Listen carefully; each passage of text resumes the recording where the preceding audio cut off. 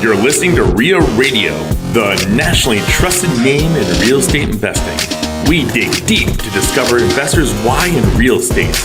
If you want to skip all the BS and get in investors' heads, you're in the right spot. Be one of the thousands to check out REIARadio.com. Was it harder to qualify for the Olympics or to gain entry into the Secret Service? Because this is a question that I don't think anyone in history has ever been asked. And so I get this phone call, and he's like, hey, it's Special Agent Brian Marr of the Secret Service. I start laughing. I think it's a joke. I hang up on the guy.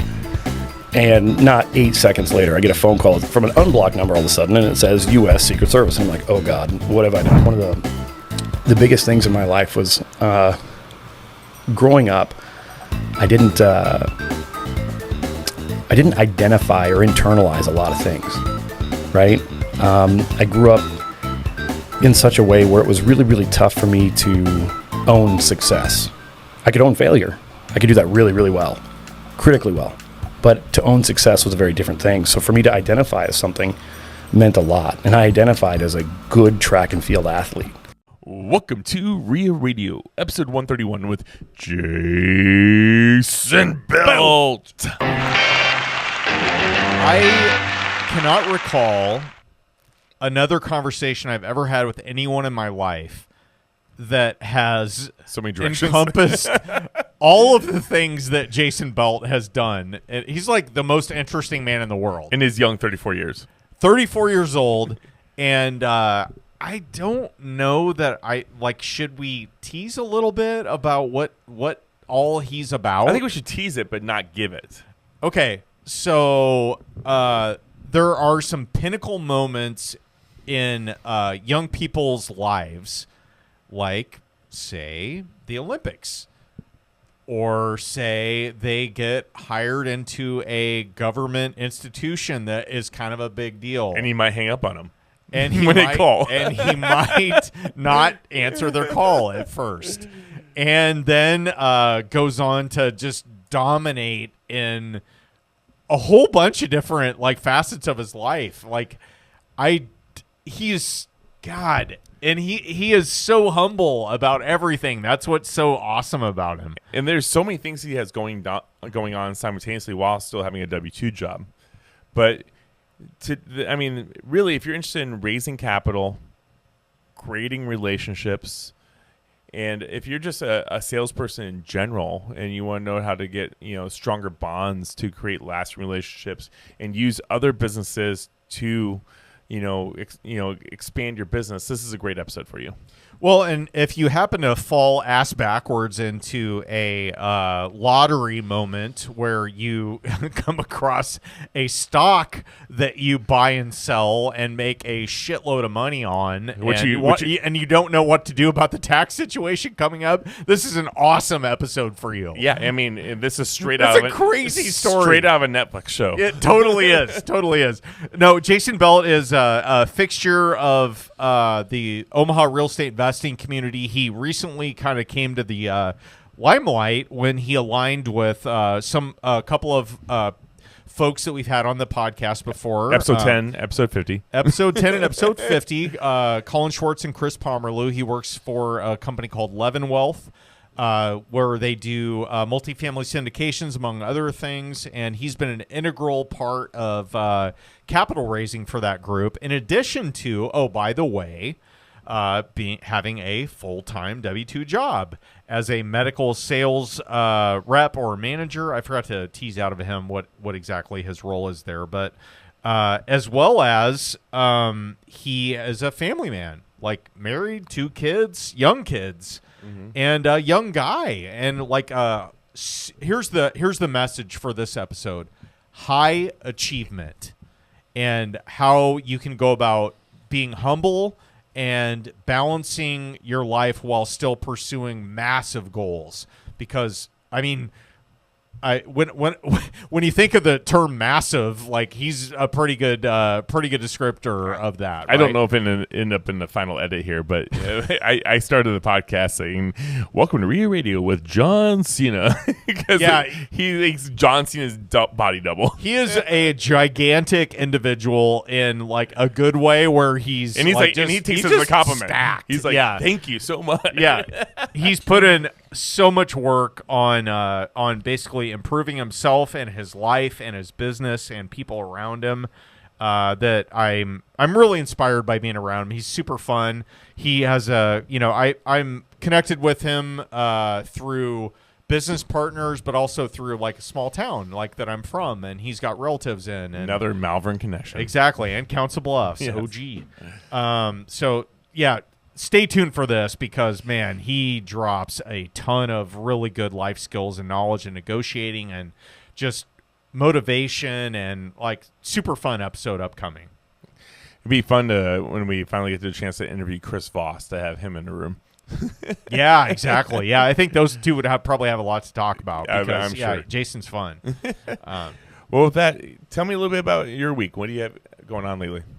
Okay. So I have recently finally gotten an insurance claim payout for a property that I own with a couple of business partners, Colin and Chris, and it was a flood situation. I mentioned this several episodes ago, where we had pipes burst in the middle of winter. That's still going on. Yeah. It's just beginning. Got it. It's been a slow burn on getting this whole thing settled. But yeah, we've got an office building, 5 floors in Council Bluffs, Iowa. We've been waiting for basically an insurance settlement. We finally got it. Now we're meeting with contractors, putting a plan together. We've got some former tenants that have come back around and said, hey, we would really like to come back and we'd like a bigger place, and so on and so forth. So it's been a productive week. So the outlook is bright. Yes, I think so. I think this is going to end up being a really good thing. I'm glad that we're going to be able to bring something that was, it's 100-year-old building right in the middle of downtown.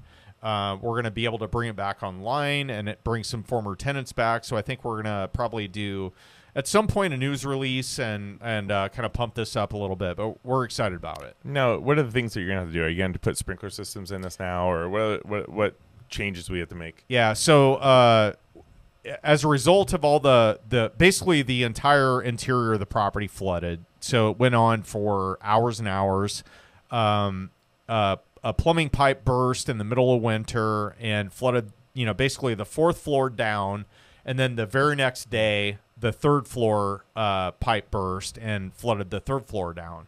So we have a 5-story building basically who had to vacate completely. And we're going to have to fix an elevator or 2. We're going to have to replace at least 2 big electrical panels, if not 3. We've got a restaurant in the main, the main level. We had a law firm on the street level as well. Every part of the building had to vacate because of safety issues. So we're going to have to pretty much bring all the mechanicals back online. And I think right now the plan is we're going to convert, instead of having a boiler and window air, we're going to actually have like full HVAC systems put in, like individual ones. Big value add for the property. Huge value add, big expense, big savings, I think, for, tenants that we bring into the building. And I think, just from an ownership perspective, people don't like window air. Like, I don't like it. I don't at all. Like, I don't like boilers either. So I would much rather have like central air and heating.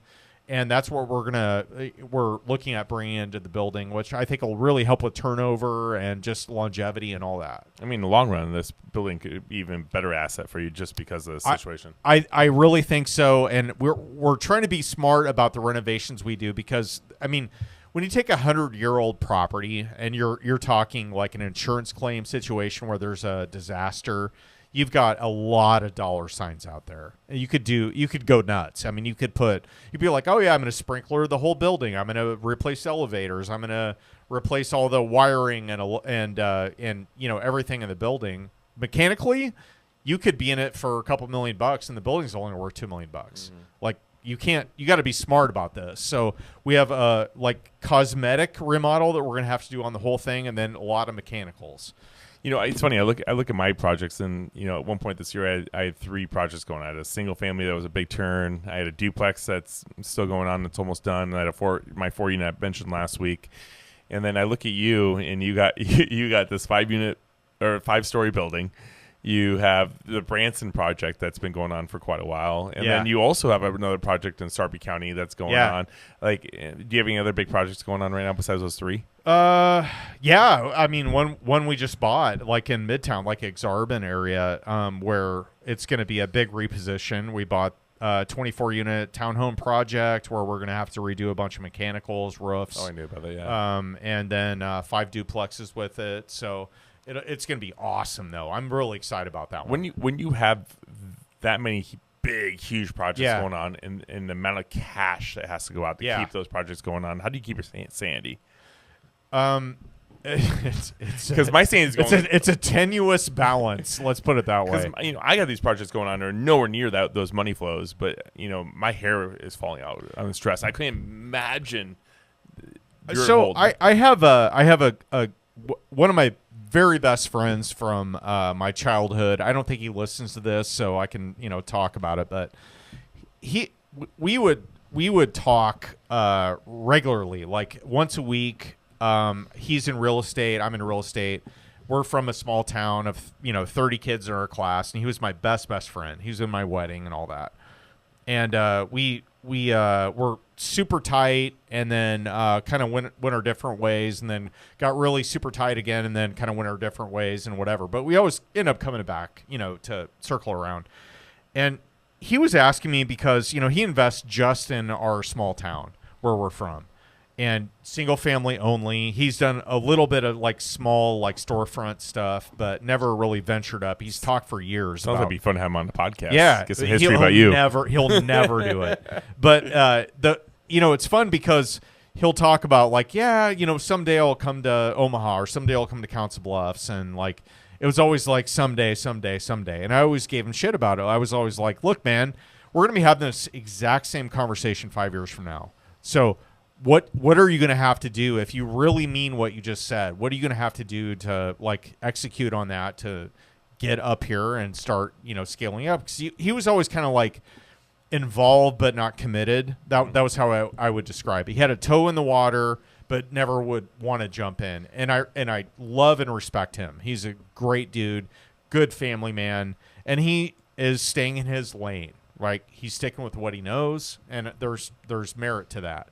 But he's always kind of what do you have going on, Owen? Because I was always doing these crazy, deals or whatever, hotel redevelopments, what all the stuff you're talking about. And I was always look, you have to. He's how do you deal with the fact that this is $1 million property or more than that or whatever? It doesn't matter what the number is. We're used to dealing with $50,000, $100,000 houses in small town Iowa. That was always our deal. And I'm I never understood this until I actually lived it. And it was, it's the same. It's just another zero. It's the same thing. Your income and expenses go up incrementally with another zero. It doesn't change anything with you. You know what I mean? So it's not any different. It's just you're underwriting it differently and your outlook is different on it, but nothing is fundamentally different. It's the same type of thing. You're just executing on a larger deal. Yeah, I totally see that because as you grow, you're gonna grow in your wealth and you're gonna grow in projects and you take bigger risks. But the same risks that you're taking right now are the same risks for you as the same risks I'm taking with my smaller projects. Exactly right. Yeah. And here's the difference. Not the difference. It's the same. It just depends on where you're at in your station in your business. And your partners. Right? And your partners, yeah. So you could, if let's say you own 5 single-family rentals.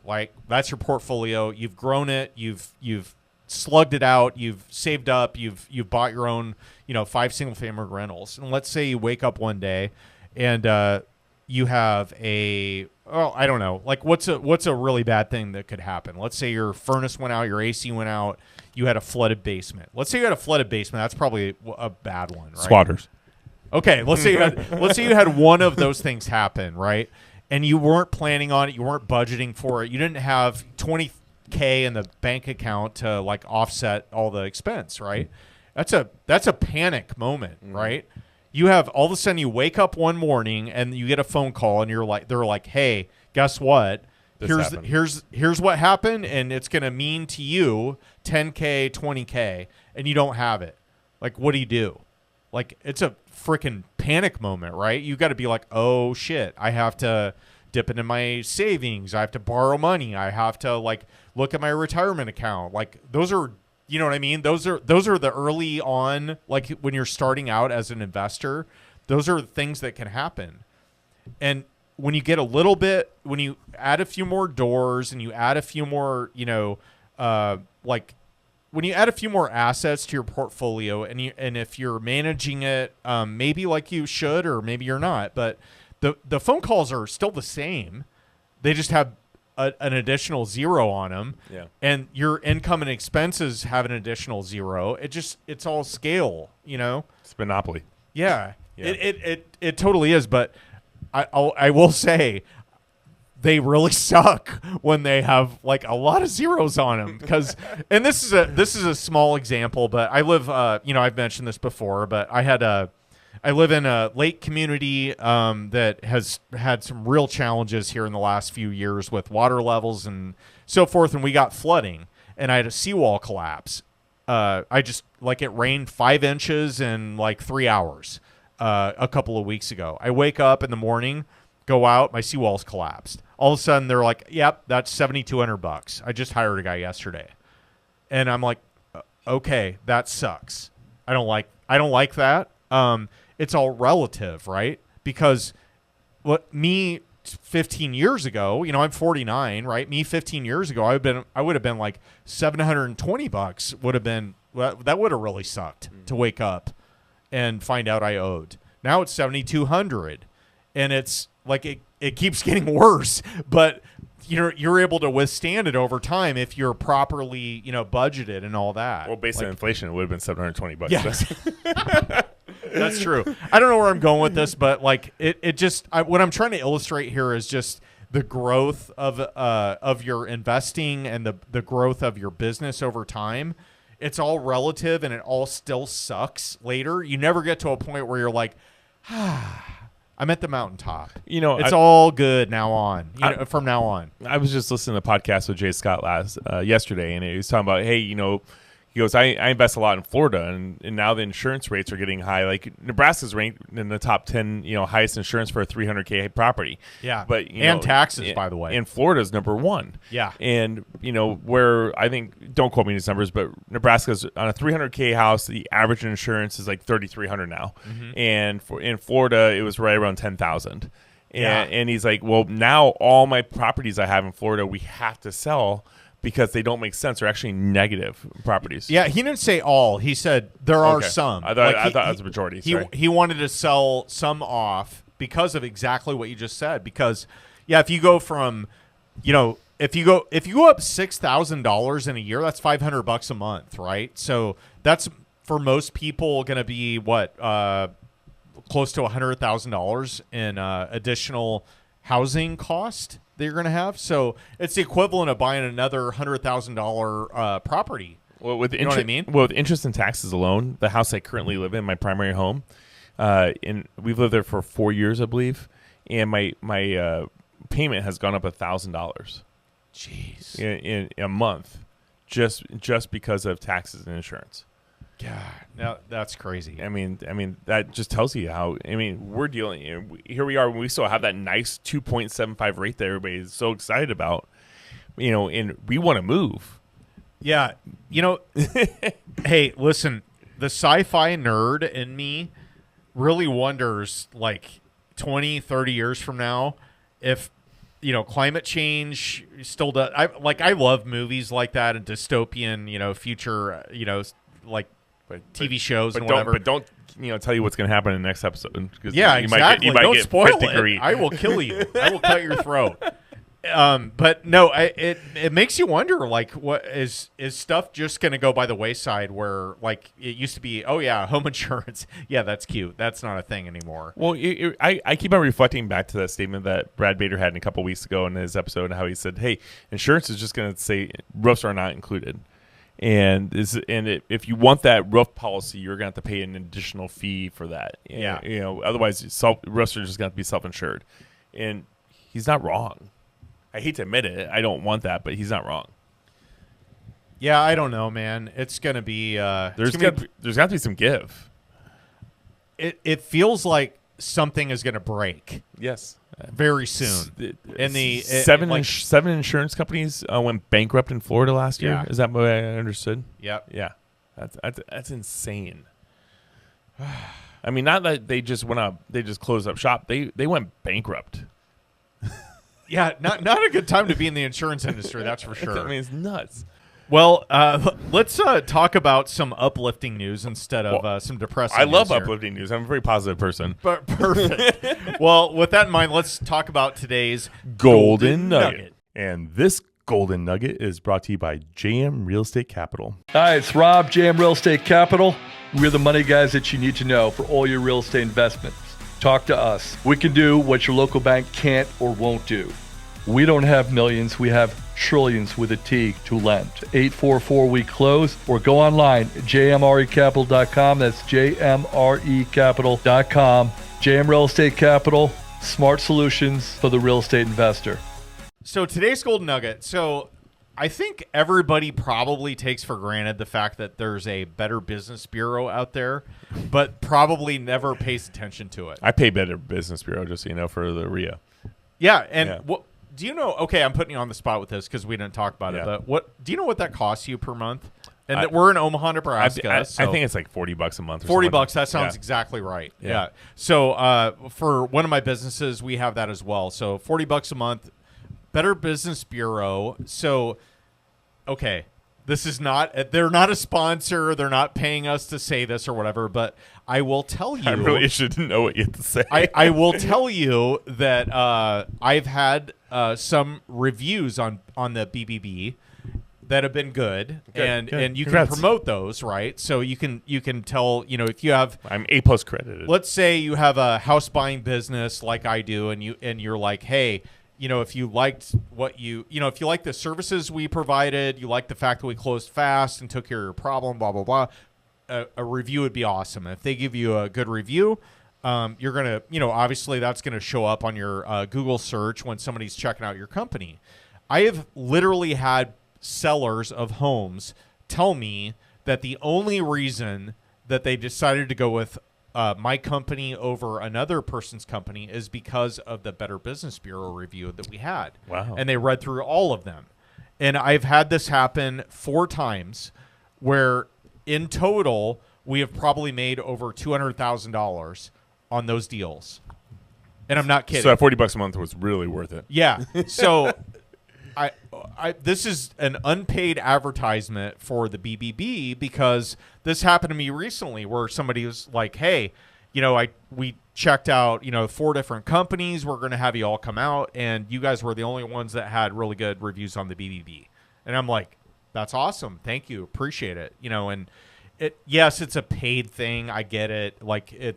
But at the same time, if you direct people toward it, they have a standard of, you can't just be anybody that scam people. And if that happens, you're going to get knocked down on their rating system. So don't overlook that. If you're in the in real estate investing business and you want to, build your reputation, that's a good way to do it. Yeah, I like so that. BBB, if you're listening, we entertain sponsorships also.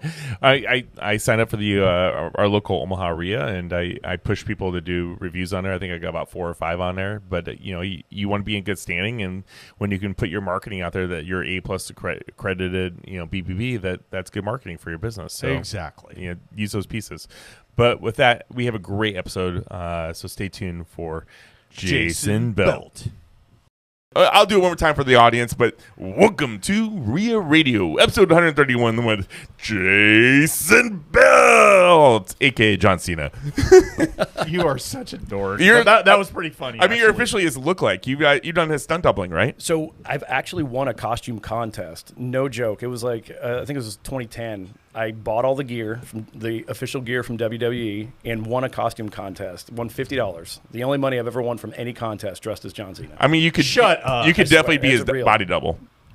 It's like the discount. It's like the Dollar General version of John Cena. But I'll take it. It's the Wish version of Yeah, exactly. You should just hit up WWE right now. Timu. But since he's retiring, and they're like, hey, you probably need a John Cena look-like. I'm ready to go. So I'm taking my 5-year-old and 3-year-old to SmackDown next week. Oh, that's next week? Yeah, next week on the 19th. Ooh. Super stoked for that. Are you going to go?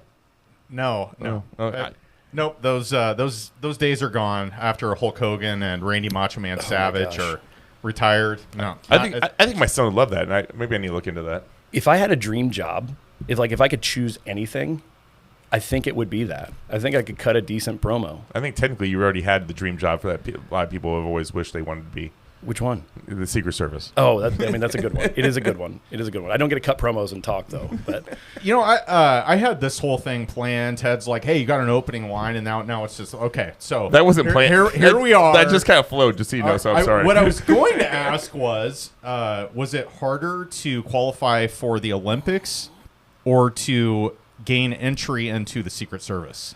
Because this is a question that I don't think anyone in history has ever been asked. True. I would challenge anybody out there to find someone else that has been in both the Olympics and the Secret Service. Just leave us a 5-star review and then put your comment if that's happening or not. To be fair, it was the Olympic trials. I didn't get to go to the big dance. I did get to go to the trials. I qualified, didn't get to go. I ended up injuring my patellar tendon and ripping it from the bone on a diving board accident of all things. But I wouldn't have pictured you as a swimmer. Oh my in the gosh. Olympics. I was managing pools and lifeguarding. That's what's even more scary, is to see my big ass teaching 2- and 3-year-old swim lessons. I had to lay down in the zero depth just to get them to come into the pool. It was terrifying. It was like an alligator. When is the video on this going to be released? Yeah. Same time as the audio? It'll be about a week and a half. Okay, yeah, same time. Anybody listening to this, not watching, hit pause, revisit this, and watch it on YouTube. or Rumble. It's on Because both. you are not getting the full picture here of what is sitting across the table from us. I'm sure you get this all the time. All right, I feel like we need to back the truck up here and pull back the curtain here on what exactly we're talking about. So, Jason, you were involved in the Olympics. How? How did this all come about? Tell the story. Oh gosh. So it originally started, I was 14 years old, dumpster diving for shoes is where it started. I was doing cross country, which was a horrible idea at my size at the time. I was built like a Labrador puppy. My knuckles would basically scrape the ground. I have a Doberman puppy, so I kind of feel what you mean. You get it. You get it. It was just gaudy. It was like a newborn colt. Baby giraffe. Yeah, exactly. Just horrible mechanics and just horribly put together. And I'm dumpster diving for these shoes. My coach catches me, ends up buying me a pair of shoes that I can compete and track.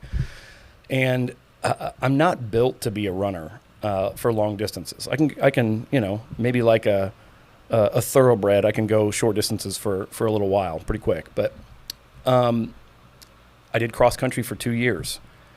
Long enough to find out that I didn't want to do it ever again, and I wanted to get as far away from that sport as possible. I was like, what is the opposite of this? Where can I stand still and eat as much as possible?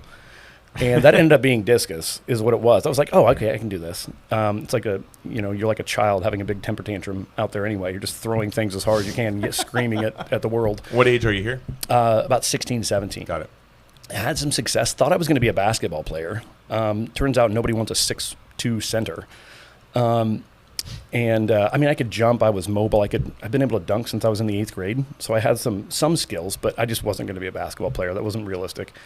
And track and field, I had a ton of success in. So I ended up going to junior college for a year, and then transferred from junior college to the University of Arkansas, Little Rock. I was at Arkansas for a year, and then followed the coach to Arkansas, Little Rock. And from there, I began my career academically as a biology major. I wanted to go to med school. I wanted to take the MCAT and go to med school. But I had this advisor who looked exactly like Colonel Sanders and had the Southern accent, Southern drawl and everything, almost like the teacher from Waterboy. I literally remember sitting across from him in his office, and this was a big lesson for me. And he told me I needed to join the bass fishing club in order to get into med school. I'm like, what in the hell does bass fishing have to do with med school? Well, turns out all the alum that sit on the board, the advisory board to get into med school, are former bass fishing guys, and they sit on that club. So in order to network and do these things, right, I had to be on the bass fishing club. And I had to drop track, and I needed to go volunteer and do X, Y, and Z. And for me, it didn't make sense to do any of those things. And I was this angsty kid who, none of my family had been to college at this point. And I'm kind of flying by the seat of my pants, and I don't have a compass, so to speak. And I leave that office. I change majors. I end up going into criminal justice as a result of that.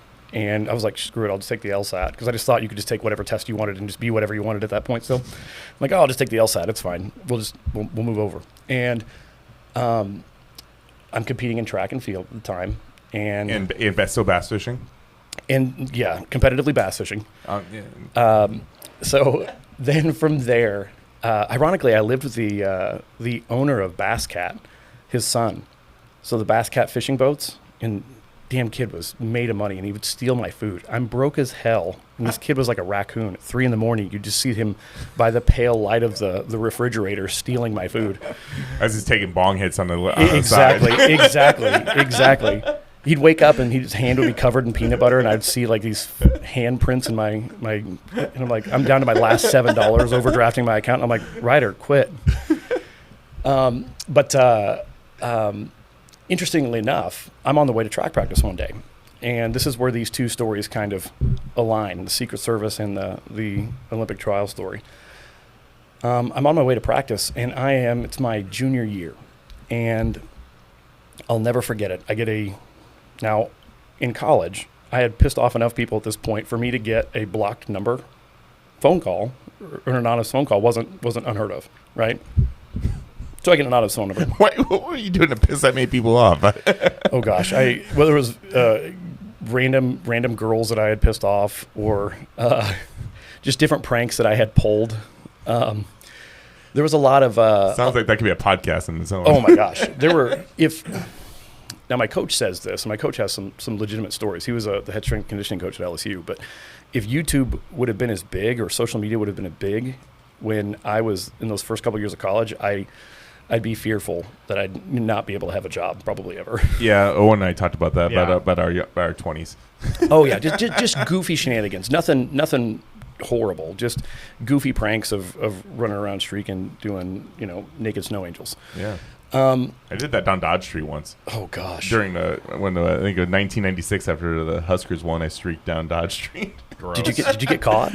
Well, I mean, the whole street was full of cars. Yeah, I don't know if I'd want to sprint after a naked guy and tackle him to take him into custody. I was 16. Probably like let's let that guy go. In 1996, I was 16 years old. I mean, the thing with streaking, I just want to know what the end game is. Like, where do you have clothes stashed somewhere? Like, okay. See, this is smart. This is planned. This is well thought out. Oh, okay. Well, that took some foresight. Yeah, see, I didn't know this was I didn't know premeditated streaking was a thing. I just thought it was a whim, on a whim. It's not old school. I'm going streaking through the quad to the gymnasium. Best movie ever. Oh gosh, it's so good. Ironically, my best friend at the time, who I ended up getting recruited to Arkansas as well, his name was Blue. His last name was Blue, so it worked out really well. Like, You're My Boy Blue was a thing. My boy Blue. Okay, so you get the random phone call. So I get the random phone call, and it's Special Agent Brian Marr, and he was the special agent in charge at the time. Do we need to restrict that name? No, out? no, Okay. not at all. I just want to make sure. And so I get this phone call, and he's like, "Hey, it's Special Agent Brian Marr of the Secret Service." I start laughing. I think it's a joke. I hang up on the guy. And not 8 seconds later, I get a phone call from an unblocked number all of a sudden, and it says U.S. Secret Service. And I'm like, oh, God, what have I done? So I pick up the phone quick, and I'm like, I'm already apologetic. Brian, I'm so sorry. I thought this was a prank. He had met with one of my professors who had owned a private security business. And to be fair, I was the only one at 7:30 in the morning who had a pulse in that entire criminal justice program. At Arkansas Little Rock, that's where they stuck all the basketball players that normally, your sociology degree or your communication degree, that was the degree that they would stick all the basketball players in. So I was the only one that was even awake at 7:30 in the morning. So he advocates for me to take on this internship. And I took on an internship with the Secret Service for about 6 months and then turned into a full-time position for about a year and a half. But the funny thing is, being from Council Bluffs, and you'll appreciate this, they had to go interview not just my family members. So my deaf uncle, he doesn't answer the door at all, so they can't locate Mikey. I went to high school with who he's talking about. By the way. Really? Exactly. Yes. He was a year ahead of me. And then my other uncle is a felon, and so anybody they're trying to interview, they can't locate. They're sprinting out the back door or just sitting watching, Blade 3 or whatever Mikey was watching at the time. And what ends up happening is they're like, yeah, we've located some neighbors and some high school teachers. They interview everybody from your past to make sure you're not a sociopath. So whatever is said throughout the rest of this podcast, I at least passed the standard to work for the United States Secret Service. So just to establish some element of credibility before we destroy it all throughout the course of the next hour and a half. But I ended up leaving the Secret Service. So this was during the Romney-Obama election cycle. And what was very evident with all of these guys is they loved their careers and they loved their families. But those two things really couldn't coincide in a way that was fair and balanced. I think the guy that had been divorced the least was entering his second marriage. And it was almost like med school. It was like a badge of honor to see how many times you could be divorced. And that's not true across the whole thing, but it's clandestine service. And these guys are working 80-hour weeks. There was a point where I was working 80-hour weeks handling correspondence for the UN conference. And I'm like, what am I doing? And when you're not on presidential detail, this is what most people don't understand. It's like the movie Catch Me If You Can. Mm-hmm. It's counterfeit currency. And that might sound sexy if you're in LA maybe, but when you're in Little Rock, Arkansas, or Perryville, Arkansas, or Weiner, Arkansas, traveling in a security surveillance van that looks exactly like what you would think a surveillance van looks like, trolling Walmarts and waiting for people to come through with colored penciled $1 bills, that's the kind of things that you were doing for 50, 60 hours a week in the meantime when you're not on presidential detail. Or hanging out with Bill Clinton, which there's some good stories there too. But what is the pay for a Secret Service agent? So it's dependent on the GS level. There's different government security clearances that you get, and there's different GS levels, almost like there is in the military. Same sort of structure. I think at the time for a special agent, it was about, and you have mandatory overtime written into your contract. I think it was basically $100K at the time, and I think you could, when you build in the mandatory overtime, I think there was like maybe 25% extra on top of that. But that's all budgeted in the federal budget. So once you hit that cap, you've hit the cap. Like that's what's budgeted there. So that was one of the things with Trump's presidency and just how the notoriety around the entire family and the amount of Secret Service resources that went out to help cover that. It just wasn't normal. Okay, I have a lot of questions, but I don't want to interrupt your flow on this. Is that a thing where they take into account the flamboyancy or like popularity or lack thereof of a presidential candidate or maybe a sitting president on how much Secret Service staff they're allocated? Is that a thing? They try to. I certainly think that they try to, and I don't know the specific algorithm, but I will say this: I know that with Trump, they had never seen somebody with that level of notoriety or just kind of prevalence in the public eye, right? So they had never seen that. So there was never, Ronald Reagan was an actor, right? But he was this beloved figure, and it was a different time. Now, the way in which a lot of these threats come in, I think it's a very different time and a very different lens. So I think the Secret Service capacity had to increase as a result of that. Because not only are they protecting the president, they're protecting foreign diplomats that come in on domestic soil, for example, the UN conference or different things like that. So I think Trump was a big eye-opening pivot point for the notoriety of that office. And since then, I mean, because all of his family members to some degree have some level of notoriety as well. Celebrity. Yeah, they're celebrities. Status. There's Yeah. celebrity status there. So I think that level of celebrity status changed the game a little bit. It increased the scope and capacity of that. But they definitely try to take it into consideration. But I think that was an unprecedented moment where things were kind of an inflection point. Fun fact: I was trying to look up Trump's actual handicap the other day in the GEN online system. You can Of course look up, he did. Of course you he can did. look up anybody's handicap that actually registers scores, right, through GEN, and he's not in there in the state of Florida at least, but Ivanka Trump is, and she is sporting I believe it's 20 or 22 handicap. No so way. she's logged, like 4 rounds in Yeah, there. But pretty funny. So I immediately screenshotted that and sent it to a buddy of mine that I go on a golf trip with every year who's not, let's say his golf is not his primary skill. And I said, Is he better than me? the match, yes, he's better than you. By leaps and bounds. No offense, Ted. Don't take it. But yeah, anyway, little soundbite there for you. So you were in for sounds like a short stint Yep. in the Yep. Secret Service. Is it fair to say that you may I'm just picturing, man, if I was in the Secret Service, it sounds like the reality is much different than the perception of that job. It is. It's a misnomer. There's not really anything secret. Now, there are things that you can't say, right? You don't talk about where you are. You don't talk about where the president's going to be. You're not saying those things. But the nature of the job isn't like, say, the NSA or CIA. You're not constantly jumping in front of bullets Yes. to protect people. Exactly. If you're on presidential detail or you're on the counter assault team, there's obviously different things that you can do. But most of the time, it's a federal office in a capital city or in a major metropolitan area, or you're working uniform detail, which is almost like the White House police district, and you live in the barracks there, or you're on presidential detail or the counter assault team. There's a healthy mix of that. Did you work with Dan Bongino? No. I was wondering. No. Okay, well, I'll one more question for you on the Secret Service topic before we move on. What do you have anything notable in that time that you spent there where it was like kind of a defining or polarizing moment that you really look back on and you're like, yeah, that's a good story? When Bill Clinton would always come in and he would golf, and there was this place called the Alotian. And the Alotian was sponsored by the Stevens family, which is almost like Berkshire Hathaway is to Omaha. It's kind of synonymous with the South wealth. And the Alotian, similar to, what's the best master's course? Is it Augusta? Yeah, Augusta National, yeah. Yep. So you think about Augusta. Augusta has this underground air conditioning system that kind of helps keep their grass healthy. Well, the Alotian has that same system. So it's a really nice golf course. Obviously members only. And An underground air conditioning system?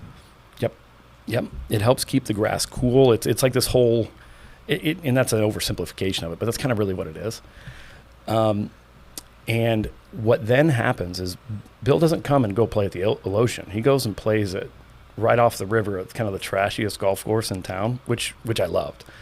And we would go and we would obviously work with him there. And just the conversations that you'd find with that guy. I mean, that guy could open up a room. I heard that he could make anybody a best friend. Anybody. I often wondered what the charm was with Slick Willie, but then seeing him in action, the man can connect with anybody. It's almost a superpower. And we had this instance where there was a brown paper sack that I had to deliver to Eagle One because that was his call sign, and he was coming into the office, and he had left. It was a brown paper sack to me, but I had unwrapped enough Christmas gifts and rewrapped them at this point that I felt pretty confident that I could, open this thing up and at least see what was inside. Because if I'm going to give something to the president, I should at least know what it is if it's in a brown paper sack. And it was stapled shut. I undid the staples, and of course it's a bunch of Hanes underwear that he had left at the Peabody where he had stayed. And I'm supposed to deliver this underwear back. They thought they were going to kind of pull a prank on me, and it was going to be this funny sort of thing. And Bill comes in, or Eagle One comes in, and when we all greet him at the front, and I hand him this paper sack, and I thought it would be cheeky to, say, hey, it's good to meet you, sir. I don't know whether I should call you the commander-in-chief or the commando-in-chief. And he looks at me, and it's so deadpan in the room. And this was probably 4 seconds, but it felt like a lifetime. And I'm like, oh, great, this is the shortest Secret Service career of anybody ever. I'm done. Miscalculation here. And you talk about failing forward. I was like, oh, gosh, this is the quickest out ever. And he opens up the sack, sees it, it's his Hanes underwear, starts laughing, gets it. Everyone starts laughing. And like, dang, we thought we were going to get you here.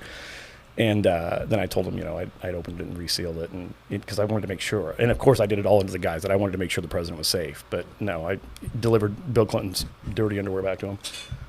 So, what the hell? That is super weird, right? I don't know of a time where I've ever left my underwear or that much underwear in one spot. So, I'm not sure if he just orders in bulk and has it delivered to his room. But that's a true story. My God. Only here on REIA Radio. Right. Wow. Okay. This is great. And so the I don't even know where to go from here. Like Secret Service, Olympic trials. Like what happened with the Olympic trials? So okay. Let's finish that topic and then we'll move on. There was an inflection point where I could have went uniform division and went to DC and went through the barracks and all that. And I wasn't ready at the time. I was still competing in track and field, and there was an opportunity to take a graduate assistant position, get my master's for free, continue to work with the university, coach, and do all the things that I loved, and throw professionally. So I started throwing, well, when I say throwing discus professionally, that's not near as glamorous as people might think it is. I spin around like a ballerina and throw a heavy Frisbee, and there's not a high demand for that. Maybe on OnlyFans, but not in real life. So I wasn't making any money. When it comes to OnlyFans and doing discs, I mean, how does that really look? Scantily clad, more like, and there's a market for that somewhere, I think. Is it more about the fingers when you're trying to absolutely maximize your profits on that? Absolutely. Yeah, okay, it's hand pictures, hands and feet. Okay, I was wondering. That's my market. So in my mind at that point, I was like, hey, if I'm going to phase out, this is the time. And that's what, again, Brian Marr, the special agent in charge at the time, had told me, like, hey, this is the inflection point, basically. And I decided to go pursue my master's and continue to throw because the 2012 Olympic trials were coming up. And I ended up getting injured. Ended up injuring my patellar tendon at the time, and couldn't compete. But I had made that decision that that's the route I wanted to go. I didn't want to work 80 hours a week. I didn't want to live that clandestine service. And full all due respect to all the people that do, thank you for that level of service. But it wasn't something that I felt like suited my skill set or where I saw myself going. And albeit probably a surprise to most of the people that'll hear this, I was pretty damn introverted in college. I didn't come out of that until much, much later through that master's coursework. So it was kind of a transformative period for me that I really needed to undergo. And in hindsight, seeing that now, I'm so glad I did that. But that was the transition, was to step away from that kind of clandestine service and go full-time into that master's coursework and kind of pursue track and field. And we'll talk about that in the failing forward as well. That's one of the biggest things in my life was growing up, I didn't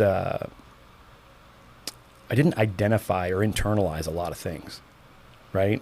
I grew up in such a way where it was really, really tough for me to own success.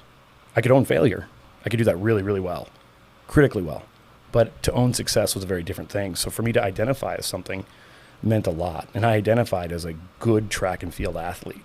What do you attribute that to? Were you insecure for something? Was there a reason? Oh, absolutely. Like because I was that introverted kid. I was the kid that was carrying J.R. Tolkien books in between class periods. I was a kid getting book checked and thrown into lockers. And that's 100% accurate. At one point, the assistant principal had to escort me to and from classes in junior high because junior high kids are, just absolutely angels. Just because I had gotten punched quite a few times. I take it that was before you found the weight room. Oh, absolutely. That was the reason. That was the ultimate reason why I ended up finding the weight room was because of junior high. I remember watching Rocky III and the whole Clubber Lang montage. of Rocky having to learn how to be fast and having to overcome the failure. I remember, gosh, I only knew how to do Jane Fonda workout videos and bicep curls because that was all I had access to. And so it meant bicep curls. And I had these 10-pound weights, and I think I curled the entire movie. I couldn't move my arms for like 2 weeks.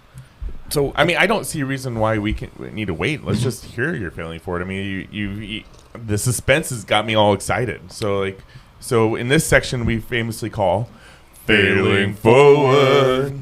And in this section, it's something that you've had a learning lesson out of a fail that you've had in your life. So what is the story that you have here?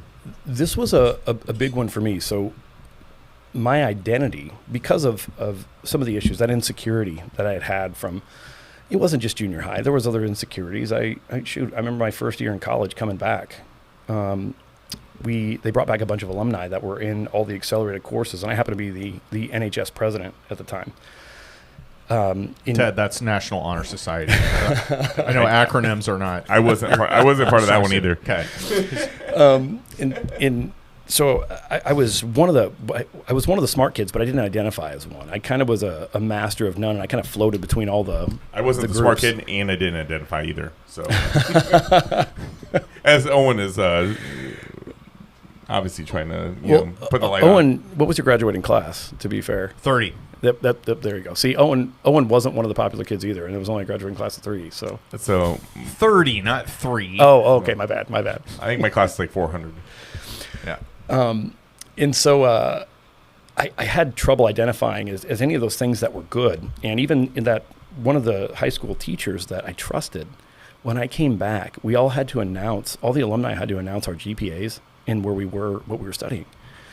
And granted, I went to school in Arkansas, so I understand the stigma here. It's almost like going to school at TJ. But I had a 3 point... Which you did. Yeah, which I did. I had a 3.85 at the time, and that was the highest GPA out of any of these my peers. And I wasn't the valedictorian, but I was okay. And Brad Bader, that's for sure. Exactly.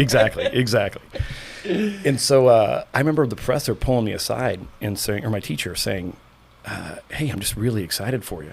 And he was way too excited about this. And I was like, his name was Al. I was like, Al, what do you mean? Like, you're really excited about this? He's like, I just didn't think you'd make it. I was like, what? Like, to hear that from a high school professor that you trust, I was like, holy shit, what does that say about me? So I just had trouble identifying. So whether it was the 8th grade crush, that slaps you in the face and tells you that you're ugly, or whether it's getting pushed into a locker, whether it's this professor, I just had trouble identifying as these things that I had success at. And the thing that I did own was I wanted to be this great track athlete. I studied this stuff. I lived and breathed the physics, broke down these movements in the idiosyncratic little mechanics of what it takes to be fast, what it takes to throw, what it takes to be strong. All of those things I had broken down. And when I realized that wasn't going to be a thing, when I wasn't probably going to make an Olympic team, and I wasn't going to make another Olympic trials, I know that sounds trite, and boo-hoo, this kid didn't make the Olympic team, or he didn't make the next Olympic trials. I had a series of injuries, though, that had barred that from happening. I tore another patellar tendon. I tore a bicep. I kept having these injuries. So this thing that I did own, the one thing that I felt like I was good at, was all of a sudden gone. And I had to pivot.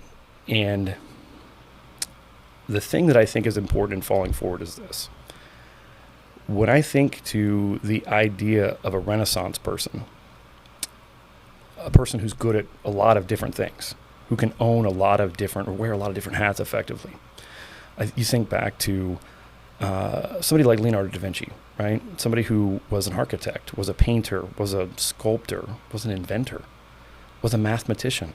I think if you can see the world through a lens of mastery very, very well, and apply that effectively, you tend to see the world through that lens. And here's what I mean. So when you break down somebody like Da Vinci, he was a mathematician first. He was a master of that craft. And because he had mastered that skill, he was able to apply that skill to a bunch of different things. So I would argue that maybe some of these Renaissance people that we look back on in history, or even people that we know in our own lives, that they've mastered one particular set of skills that they can then apply to a bunch of different things effectively. I think about that with real estate. I think about it with all the vertically integrated businesses that I've been able to be a part of, is I've been able to apply the grit and hard work that I learned on the track, having to cognitively figure out how to problem solve. Hey, my body isn't doing this. How do I get to the next step? What can I do? How do I adapt my training because I'm injured in this way and can't effectively train that way anymore? Learning how to be dynamically adaptable and effectively communicating that with other people was my skill set. And I was able to apply that to a bunch of different things. But it was only through those lessons in track and field that I was able to do that. So that was my falling forward experience, was this thing that I identified so well. I didn't know what to do with after I couldn't identify as it. But what it was a set of skills that I could then apply to everything else. And that's what I think sometimes we get stuck in with our failures, is we get stuck in the fact that we have failed. And it's like the gap gain theory, if you guys have ever heard about that, is we get stuck looking at the gap with where we want to be instead of how much we've gained. And the skills that we gain from those experiences should never leave us. So that's my falling forward, or failing forward. You know, I've watched enough documentaries from different Olympians that where like their whole quest was to get into the Olympics, and then maybe as an injury, you know, or there was something that held them back, or maybe they just got to the gold medal, and then they're like, now what? Yep. And then they're like, I prepared my whole entire life for this moment, and I'm not getting paid to be here. Now I've reached the pinnacle of success. I've got to where I need to be, but now I don't have money, or I don't. You know, where do I go from here? Yep. And it kind of seems like that was kind of your story in some ways. Oh, absolutely. I mean, I think back to did you guys ever watch the Todd Marinovich project? That documentary about Todd Marinovich? I didn't. No. So I think he played at USC, but he was a quarterback, and he was a record-breaking quarterback, but he had lived and breathed football for his entire life. His dad was kind of this domineering sort of dictator kind of figure in his life that's all he identified as. And I think where we get stuck sometimes is the inability, and we all go through cycles of this. It's the inability, again, to see that the gain that we've made. Mm-hmm. Hey, whether in his particular case, there was issues with addiction, and there were some other things that had happened in his life. So he was addicted to drugs in his first year at USC. But he has this incredibly successful career, and then goes on and plays pro football, and everyone expected this guy to be the next best thing ever. Kind of like Menzel. Yes, almost exactly like that story. And I don't know Todd. I don't know the inner mechanics of what was happening in his brain, but what I do know is my story. And it took a long time, and it was a strenuous effort trying to figure out how to identify or how to use these skills that I had practiced my entire life or oriented my entire life around, because I didn't think about the future. In order for me to be as good as I could be, I was thinking in those moments, in those days, trying to get to the next workout. You know, and that was the big thing, is what do you do with that afterwards? And for me, it was, hey, how do I apply that perseverance to another discipline? How do I apply that critical thinking, or how do I adapt those communication skills to? Because I was coaching at the time too. That was one thing I prided myself on, was being able to take a complex idea or a complex set of movements and break it down into the simplest terms for another athlete. Because so much of athletics is feeling. So much of all we do, even real estate deals. Yes, the underwriting has to be sound, but so much of it is, how does the deal feel? Or how does my investor feel? What are the emotions that run behind this? And how do I evoke those? How do I pass those on to somebody else? So being able to take those things and apply those skills, and taking these kind of complex ideas and breaking them down, is absolutely the only reason I've been successful raising money for real estate. I mean, how do you raise $30 million in the course of 3 years? Part-time, because I had no business. If you'd have told me that 3 years ago, I'd have been like, what? There's no way that's me in 3 years, right? But you take those skills and then you apply them to that discipline, and all of a sudden you take some steps forward, and then you see that exponential growth curve start to happen. It doesn't happen all at once, but that's kind of really what I saw myself evolving into. Okay, the $30 million thing, I totally want to hear about, but I think we need to like backtrack a little bit. I think we're going too far in your story. And one thing I really want to hear more about is your GameStop. So it's funny. It's kind of an infamous thing that when I say infamous, Chris and Colin always give me kind of shit over. They think And Chris and Colin, episode 10, episode 50, if you guys want to check those out. Yeah, they're my real estate partners. And that's how I met Chris and Colin originally. So I met Chris before I met all you guys. Did you really? Yeah, he was my client. I helped him with all his initial real estate. Oh, no joke. Yeah. Heck yeah. We'll get into that later. But tell me about GameStop. So this is what happened. I had a friend of mine, two friends actually. One of a surgeon who's invested with me in a couple different projects that I've done. He would day trade, and crush it on options. And options for the uninitiated are basically like a casino if you don't know what you're doing. Is this the guy from the Netflix show? No. Now, Roaring Kitty is somebody I absolutely followed, 100%. Roaring Kitty. So what ended up happening was I bought, and this is no joke, this is without any spur of Wall Street bets or any of that. I understood that GameStop was being kind of bought out by Ryan Cohen. Ryan Cohen is a serial entrepreneur.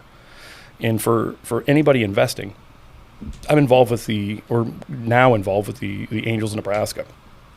And one thing we just talked about at a recent meeting was how do you effectively invest or diversify risk? And part of that is what is that person's, and at least with venture capital or startup companies, what has that person done previously?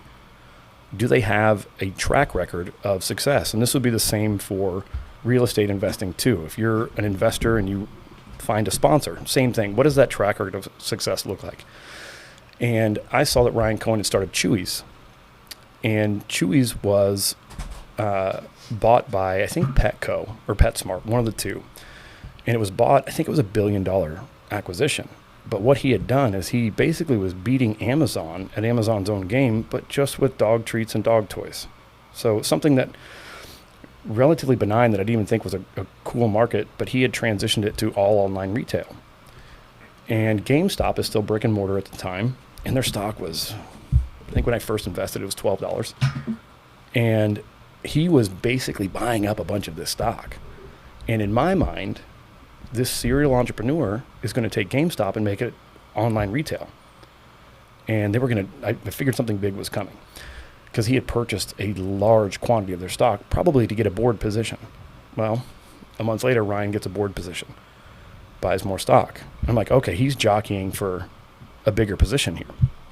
So in my mind, I was like, hey, I'm going to buy some of the stock and just sit because this is going to go one of two ways. It's either going to fall flat or is this going to blow up in a big way. And what was the price per share at that point? I think I bought initially at 12 and then at 17 I went deeper, and then deeper at 60 and then deeper at I think about another bulk at 100 and then wrote it. But what ended up happening was then I got introduced to Wall Street Bets because that's when this popularity started, and that's when people started talking about the idea of a short squeeze. Now, for anybody listening, do not invest based on those ideas. It is not intelligent investing principles unless you know what you're doing. I think anybody listening to this by now knows not to listen to any of us that are on here for advice about most things related to stocks. So a short squeeze, a few have only happened in history. One of them was with, I think it was Volkswagen and Porsche. And I can't remember which way it had went. I think Volkswagen was... they weren't doing as well, and Porsche had bought a big stake in it. And a short squeeze is essentially where you have a group of entities or one entity that just holds the stock, and as long as they hold the stock and don't sell while people are shorting it, you have to pay interest on shorts. And that interest goes up over time. And if you wait out that, eventually what happens is they have to liquidate those positions and buy the stock at wherever it is. And if you're You have not selling, unlimited downside on Yes. shorts. yes. And so because of that, if the entity just holds the stock and doesn't move it, they have to buy at whatever price the entity is, or the group of entities are willing to sell at. So that's what a short squeeze is in an oversimplification. But what ended up happening was I ended up, never forget this. I'm a big music fan in general. And for whatever reason, Trent Reznor and Nine Inch Nails was really resonating with me at this point. And I remember when it started to happen, it jumps from 17 to 60. And then it bounced down to mid 40s and then bounced up to 100. Came down again, and then bounced up to 200. And this was right before Robinhood had shut down. And Robinhood shut down, and right as soon as they came back online, I liquidated everything. Because I was like, nope, something screwy is going to happen here. So I was absolutely over-leveraged in hindsight. I had bought a bunch of calls. I had made probably $200,000 on those calls. Peeled back and made a stupid amount of money on just the normal stock as well. And for me at the time, I'm 29 and no idea what to do with this massive injection of capital that I had not anticipated.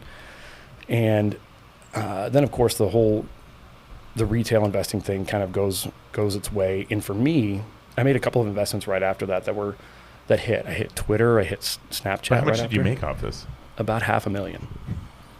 And no chump change, right? And I got incredibly lucky. So for those of you listening that want to replicate that, it is an incredibly rare and lucky occurrence. And here's the deal: I've lost too. That's what gamblers are notorious for, not telling you that they've lost. Yeah, you only hear about the wins. Exactly. Yeah. Now, out of that 500, I think I gave back probably 200 that same year, investing in Bitcoin miners that didn't hit. So I ended up making a bunch of money from cryptocurrency the year prior. I invested in cryptocurrency in 2017 and rode that wave as well. And so I got very lucky. But all of a sudden I liquidate all my crypto holdings and I liquidate my stock holdings because in my mind I felt like that we were heading towards a recession at some point. It wasn't going to keep going up. So I liquidate all that, but in selling all that, all of a sudden I have a massive tax burden. And my neighbor, Luke Schulmeyer, who introduced me to my partners. Luke Schulmeyer. Yeah, he was my neighbor. Yeah. Which the irony of two. That's something we got you on a podcast sometime is Luke. Good luck with that. I can convince him. I've asked him for years now, and he has basically given me the Heisman every time I brought it up. Another big MMA guy. Oh yeah. He's so Luke is Uncle Fester. If Uncle Fester lifted weights for 20 years, he actually dressed up at Halloween as Uncle Fester. He did. It was so spot on. I need that picture. So spot on. But Luke is one of the kindest souls that I know, and so willing to help out other people, and just kind of a brilliant guy.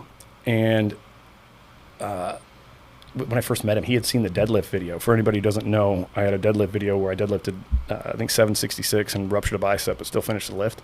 And it went viral. I think it had like 32 million views. And I don't know Luke from Adam at this point. And I see him and he goes, hey, and we're moving stuff into the house. He's like, you're the deadlift guy. And Luke's 250 pounds and 6'3". And I'm like, what do you do? Like, clearly you're no slouch. And he has Atlas stones in his backyard. And so we got along really, really well. And I trusted Luke. So we kind of started off on this great foot.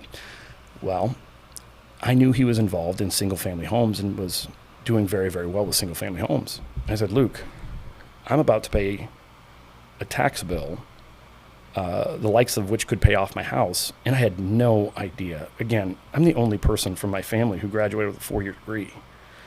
I don't have anybody in my circle at the time to be like, hey, what do I do with this? How do I effectively tax plan? What am I doing? I'm clueless. I'm flying blind.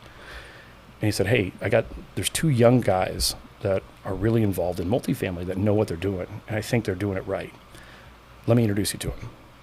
So I meet Chris Pomerlew at wheat fields, and he's a Council Bluffs kid too, and we hit it off right away. We went to rival schools. So just one of my first clients that I ever had when I was getting into real estate investing as an agent was Chris, and we did deals for a couple of years, and I believe I sold. Well, there's a story in previous podcasts where Chris and Colin actually met at one of the properties we were walking, and then fast forward, I sold them their first apartment complex they ever bought as a partnership. But Chris is one of the first people I met besides Jerry Schlickburn and Mike Schlickburn in this world. What a beautiful full circle that is, you know? Gosh. See, so you mean, Ted, you're to blame for this whole entire thing. I don't know about that, but there's they all had their own things going on. I was just a story, a cog in a wheel, right? No, see, I think this is what's beautiful about those kinds of things. If you never know, and this is one of my favorite lessons that my dad actually taught me, was, I'm going to say it maybe crude at first, but he's not a respecter of persons. And when I say that, he's going to treat the homeless guy the same way he's going to treat the president of the United States, with the same level of respect in respectful candor, I'll say. There's no showboatiness to it. There's no false facade there. And when I say that, when I think about your influence on what this became to be, it's almost like the butterfly effect. You know, you never know how one little interaction is going to change somebody's life. True. You know, or a series of interactions. And see, I know we've been involved in some similar circles, and here we are today. And the fact that you sold them the first multifamily deal is probably one of the reasons that I'm involved in multifamily at all. And I mean, Owen and I had meetings. I actually didn't like Owen when I first met him. I thought he was kind of a dick. But he still does, but that's not true. But I mean, it was after time and getting to know him that I learned to respect him and wanted to get to know him both better. I mean, like we all have these kind of crazy stories how we all met. You know what's funny is I used to talk to so we both know Luke. Yep. Obviously, you were neighbors or were neighbors with him. Yep. You haven't moved out to the new. He's trying. New He's digs. trying. He's recruiting you still. Yeah. So Luke, if you're listening to this, you're on the hot seat, buddy. You're coming on the podcast, whether you know it or not. Anyway, so over the years, Luke would talk about this random neighbor he had that would he's like a Greek god, and he can lift these everything in the garage, he's bench pressing. RAV4s and whatever. And I'm like, okay. I get it. He's strong. You're impressed with him or whatever. And then here we are, full circle years later. How did, so you met Chris, you had a huge capital gains tax probably coming up from your, Robin Hood-esque escape out of the equities world of GameStop. And how did you parlay that into where, why we're sitting here? What happened next with that relationship? So, Chris, in my initial conversation, was really only about investing and what it would mean for me to invest. And of course, I asked a lot of the maybe naive questions that we all should ask, but, hey, tell me a little bit about multifamily. Tell me about your strategy. Explain to me the Burr method, because he would say things that I would have to ask questions on. And, okay, how do you underwrite? How do you manage? Even though I didn't know these terms at the time, I'm still asking questions. Well, how did you guys perform during COVID? Is this luck, or is this, do you guys have a methodology? Are you guys just lucky because we haven't hit in 08 again? There's not a global financial crisis, or what is this? Those are great questions. Right? Yeah. You got to vet that. And so we're kind of feeling each other out. We get along really well. There's some good synergy there. And he had said... he's like, are you sure you're from TJ? Right? I'm kidding. I had more than 4 teeth. And because he went to TJ also, right? No, he went to Lewis Central. Okay. Lewis Central is the ritzier school in town. He's a little ritzier. He is. At least he thinks. And the beautiful part about that conversation was Chris was open to, I said, look, what if I have some investors I can bring with me? And I said, what does that look like? And he said, look, if you bring, I think it was $500,000. into this deal we had at Hickman Flats in Des Moines. He said, if you can bring that threshold of money, we'll talk about getting you part of the general partnership shares. I said, okay. And of course, I didn't know what that meant at the time. But I had talked to, and my experience post Secret Service was I had went into pharmaceutical sales and had a great career in pharmaceutical sales. And then parlayed that into a medical device career. And you talk about failing forward. Another failure that I had in med device was my name is on some intellectual property. And I think I had gotten a $200 Amazon gift card for that. And that intellectual property was a whole med device that they're going to use to dissect and be a tool in surgery. And so there's a whole giant revenue outlay there that I'm missing out on. Because part of the NDAs and the non-competes that you sign when you get hired is any idea you come up with that's in that space is owned by the company. So I get this $200 Amazon gift card and I'm livid. Oh my gosh. I remember just turning beet red and looking at it. It was almost like the Jelly of the Month Club in Christmas Vacation. Slap in right? the face. Oh yeah. I'm expecting this pool and shoot, now I'm kicking over the knoll post. And so what ended up happening was I'm insulted by this. At the same time, the GameStop stuff happens. So I'm fired up about using my ingenuity somewhere else. And what ends up happening is I say, hey, I can bring some capital to this. So I go talk to a couple surgeons that I'm close to through the med device world who are savvy investors that I know. One of them was the guy that got me into trading. And I said, hey, and for anybody who's trying to raise capital out there, it's literally this easy. And it should be genuine, and it was genuine. And what I said was, Tom is his name. I said, Tom, this is what I'm going to do. I want to run it by you. I want to know, I trust you as an investor. I trust you as a mentor. Is this something that's sound? Could you help me vet this? And if it is, do you have interest in talking to these guys? And that's how I kind of parlayed that at first, because I couldn't stand on my own and talk about the underwriting of the deal at the time. I didn't know the inner mechanics of that, but I could at least make the introductions. And so I made the introductions with two surgeon partners of mine, and we ended up bringing, I think, $700K to that first deal out of the $1.2 million that was needed. And ever since then, I don't think I've brought less than $2 million to a deal, but it was out of that original ask. Hey, this is something that I'm going to do. This is something I'm interested in. This is something I think is good and sound. Can you validate it for me? I trust you. You're a mentor of mine. Can you help me look at this deal? Does it make sense? Does it make sense to you as a savvy investor? Now, a lot of doctors aren't as savvy as the two guys that I talked to with money. And that's a fact. It's a fact. It is a weirdly scary fact that you have this hyper-intelligent echelon of academia, but those skills don't always translate, right? So if you can be a resource to somebody, if you can bring value, demonstrating that value at first for nothing was what I was going to do. And I would argue that for most people starting out, that's what you need to do. You need to demonstrate that value first and then ask for that in return later, right? Hey, I brought you value here, and here. Let's talk about what that looks like in partnership or in perpetuity.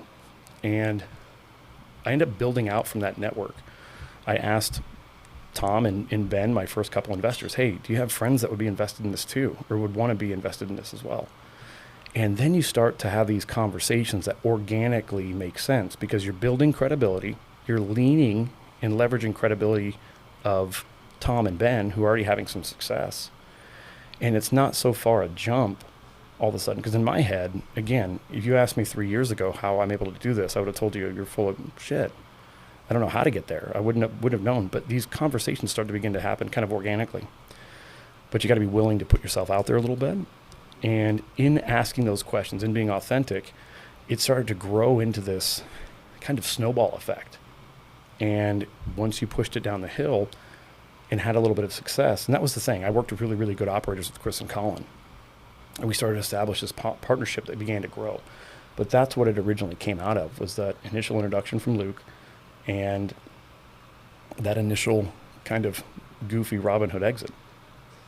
Now, are you still involved with both your W-2 as a medical device sales I manager am. person, whatever, and then also like kind of are you still in Secret Service?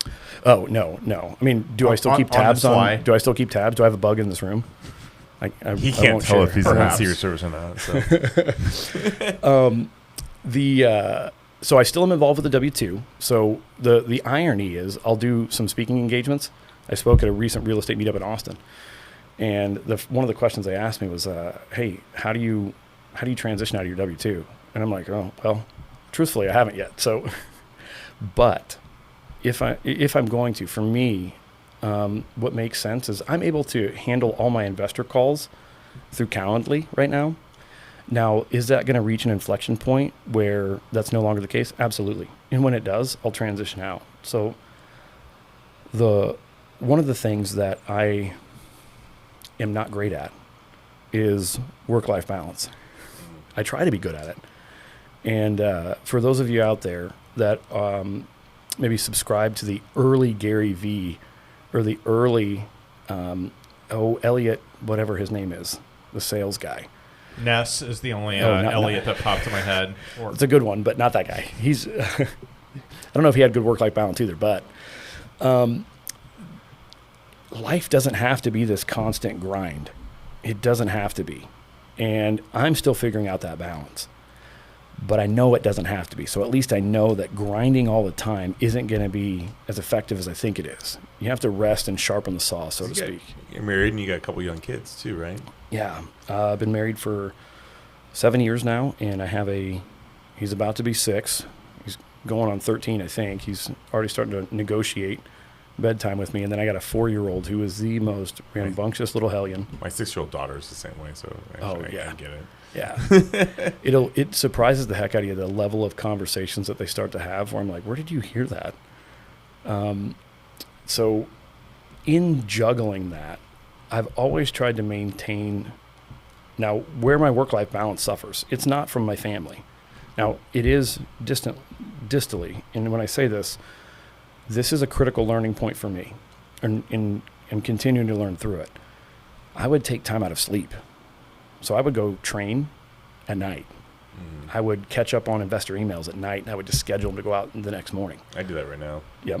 So I would take it out of my sleep. And even now, I'm probably sleeping 5 to 6 hours a night, which training the way I do for some of the competitions I have coming up is not intelligent. I know it's not. And that's something I still have to work through and figure out. And is part of that leaving the W-2? Probably. Is part of that being more efficient with my time and scheduling things better? Absolutely. So that's why I'm using like Calendly to schedule a lot of my investor calls, and I'll schedule a lot of my speaking engagements. I spoke at 4 or 5 national level real estate meetups now, and I schedule those outside of those work hours to make sure that I can hit them right. Now, will I leave that W-2 when that volume of investor calls becomes so great that it makes up for that income gap? Absolutely. Absolutely. But that's when it needs to make sense for me and my family. All right. So you have basically inserted yourself into a syndication, like raising capital business that they deploy into multifamily assets. Yep. And you've done that part-time. I mean, that's almost laughable, like how much you have accomplished on a part-time basis. And I say part-time in quotations, but so you've been doing this 3 years and you've raised $30 million for deals. Yep. So if I could, I'd like to explore how that happened, because that's like there's nuances to conversations with people. You don't just be like, hey, my name's Jason. Would you like to invest some money in multifamily? Like you can like a total D-bag. Ted, I haven't brought that word out in a while. Douche.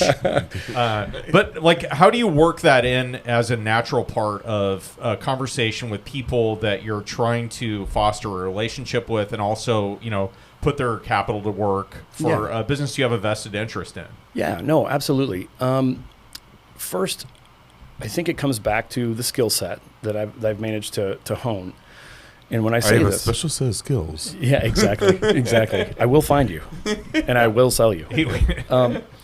The funny thing there is when I remember, and this is totally candid and totally true. I remember sitting outside. I had just bought a new car, and to be honest, I was overextended already. I had overdrafted my account to buy a suit that fit me because I went from 170 pounds in high school to 250. And I have this pharmaceutical job that I feel absolute imposter syndrome over. It's 122 degrees, and it is humid as a mother in Arkansas. Just from the 100-foot walk from my car to the doctor's office to go talk about insulin in Arkansas, which is like selling water to a fish. So I'm in England, Arkansas, which is, small, tiny town. It looks like I have jumped into a swimming pool just in that short You just walk. have water Oh my rolling gosh. down your face Oh right my when gosh. you walk in. Yes, it's like that Key and Peele meme where he's just like sweating talking to his wife. That's what I look like talking to waiting for this primary care doc to come out. And he looks at me and he goes, "Are you okay?" I said, "Oh yeah, no, I'm fine. This is normal." And he's like, "That's not normal." And I said, "Okay, well, and we end up." He wouldn't examine you. Exactly. So when I say this, it was uncomfortable for me to have these conversations and ask somebody to invest their time or resources in something that I felt like I was selling. And I'm like, why would this guy want to buy from me? Why would he want to invest in something I'm talking about? And it would cause me this horrible anxiety. So I ended up getting that under control through medicine. After an EKG and Exactly. some heart medicine. Exactly. And so these skills weren't native to me at all. Now, I could effectively communicate and break down bigger ideas and do that for myself. How do I externalize that? And so I began to repetition, and this is so trite, but repetition is the master teacher. Because you can feel through things. You can test what works and what doesn't. And obviously everyone attributes Einstein with the quote, what's the definition of insanity? Doing the same thing over and over, expecting different results. I thought it was E equals MC squared. But there's that one too, right? That's probably much more beneficial to the broader I got world. the Owen look when it said that. See, that's an acronym, right? You're growing. You're learning. It's getting dangerous. The beautiful part about that, though, is you have this opportunity to test different things out. And if you don't, you might as well not be in the classroom, right? It's just a waste of your time to be doing these going through the motions.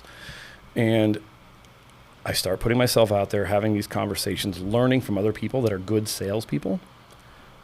But, and this is critical, but in that sales process, you can't sell something you don't believe in. At least I couldn't. No, I've always been the same way. I've been in sales my whole life. I feel the same. Exactly. Same way. And you guys probably both have stories with this, good ones that I could probably learn from. The thing there, I've been fortunate enough in my experience that I've said no to anything I didn't believe in. And for example, there was one job, and I've also been fortunate that every job I've interviewed for, I've happened to land. Again, I've been very, very lucky, but oftentimes we create our own luck with the situations we put ourselves in. The other side of that is through some of those situations, you have to be bold, I'll say. You have to be willing to make an ask. You have to be willing to demonstrate value and then ask. You have to be a consultant. So there was a job that had come. It was selling prednisone. And prednisone's been generic for years. It's $7, for most people. And it was an extended release prednisone. There were zero clinical benefits to it, but it was a way that they could charge $80 now to old Medicare patients. It was just something I couldn't get behind. I ended up denying the second interview and just walked away from it. So I've been very fortunate. Every product I've been able to carry, I've believed in. And that level of authenticity, in my opinion, is probably the most important thing that we do in life. Whether it's with our spouse, whether it's with our kids, whether it's with investors, whether it's with business partners. that level of authenticity has to be forged. And it's forged over time. It's forged over building trust over a series of events. And when you build that trust, it starts off small. It starts off with little interactions.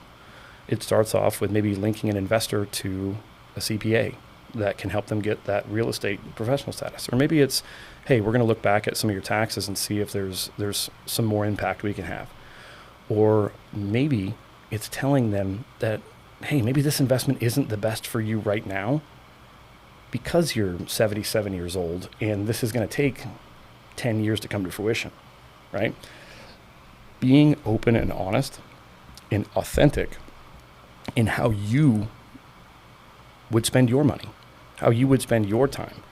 That is such a critical thing that I think is lost in so many interactions that we have. You know, I had a job where I sold foundation equipment and waterproofing for years. And when I went into those households, I was like, hey, you know what? You don't need to do a full foundation, or you don't need to do full waterproofing. This is the thing that you need to do, and I was, bluntly honest, and it actually worked really well for me. That's how, it's just, yes. You're being real with the person, Yes. and you're emotionally involved, and you're like, hey, this is the person who I am, but you need this, but you don't necessarily need this. But if you do this in the middle, this is what the result would be. But Yep. you just explain it well, and you're authentic. And I did car sales for a long time, not for a long time, but I did car sales for a while. It was the same type of thing, Yep. But when I went into that, it was the negotiation standpoint of it.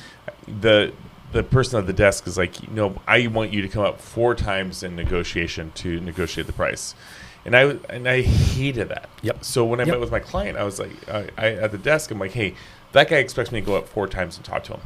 That's what I said to him. Oh yeah. And I was like, just so you know, I go, based on this is price where you're going to be at.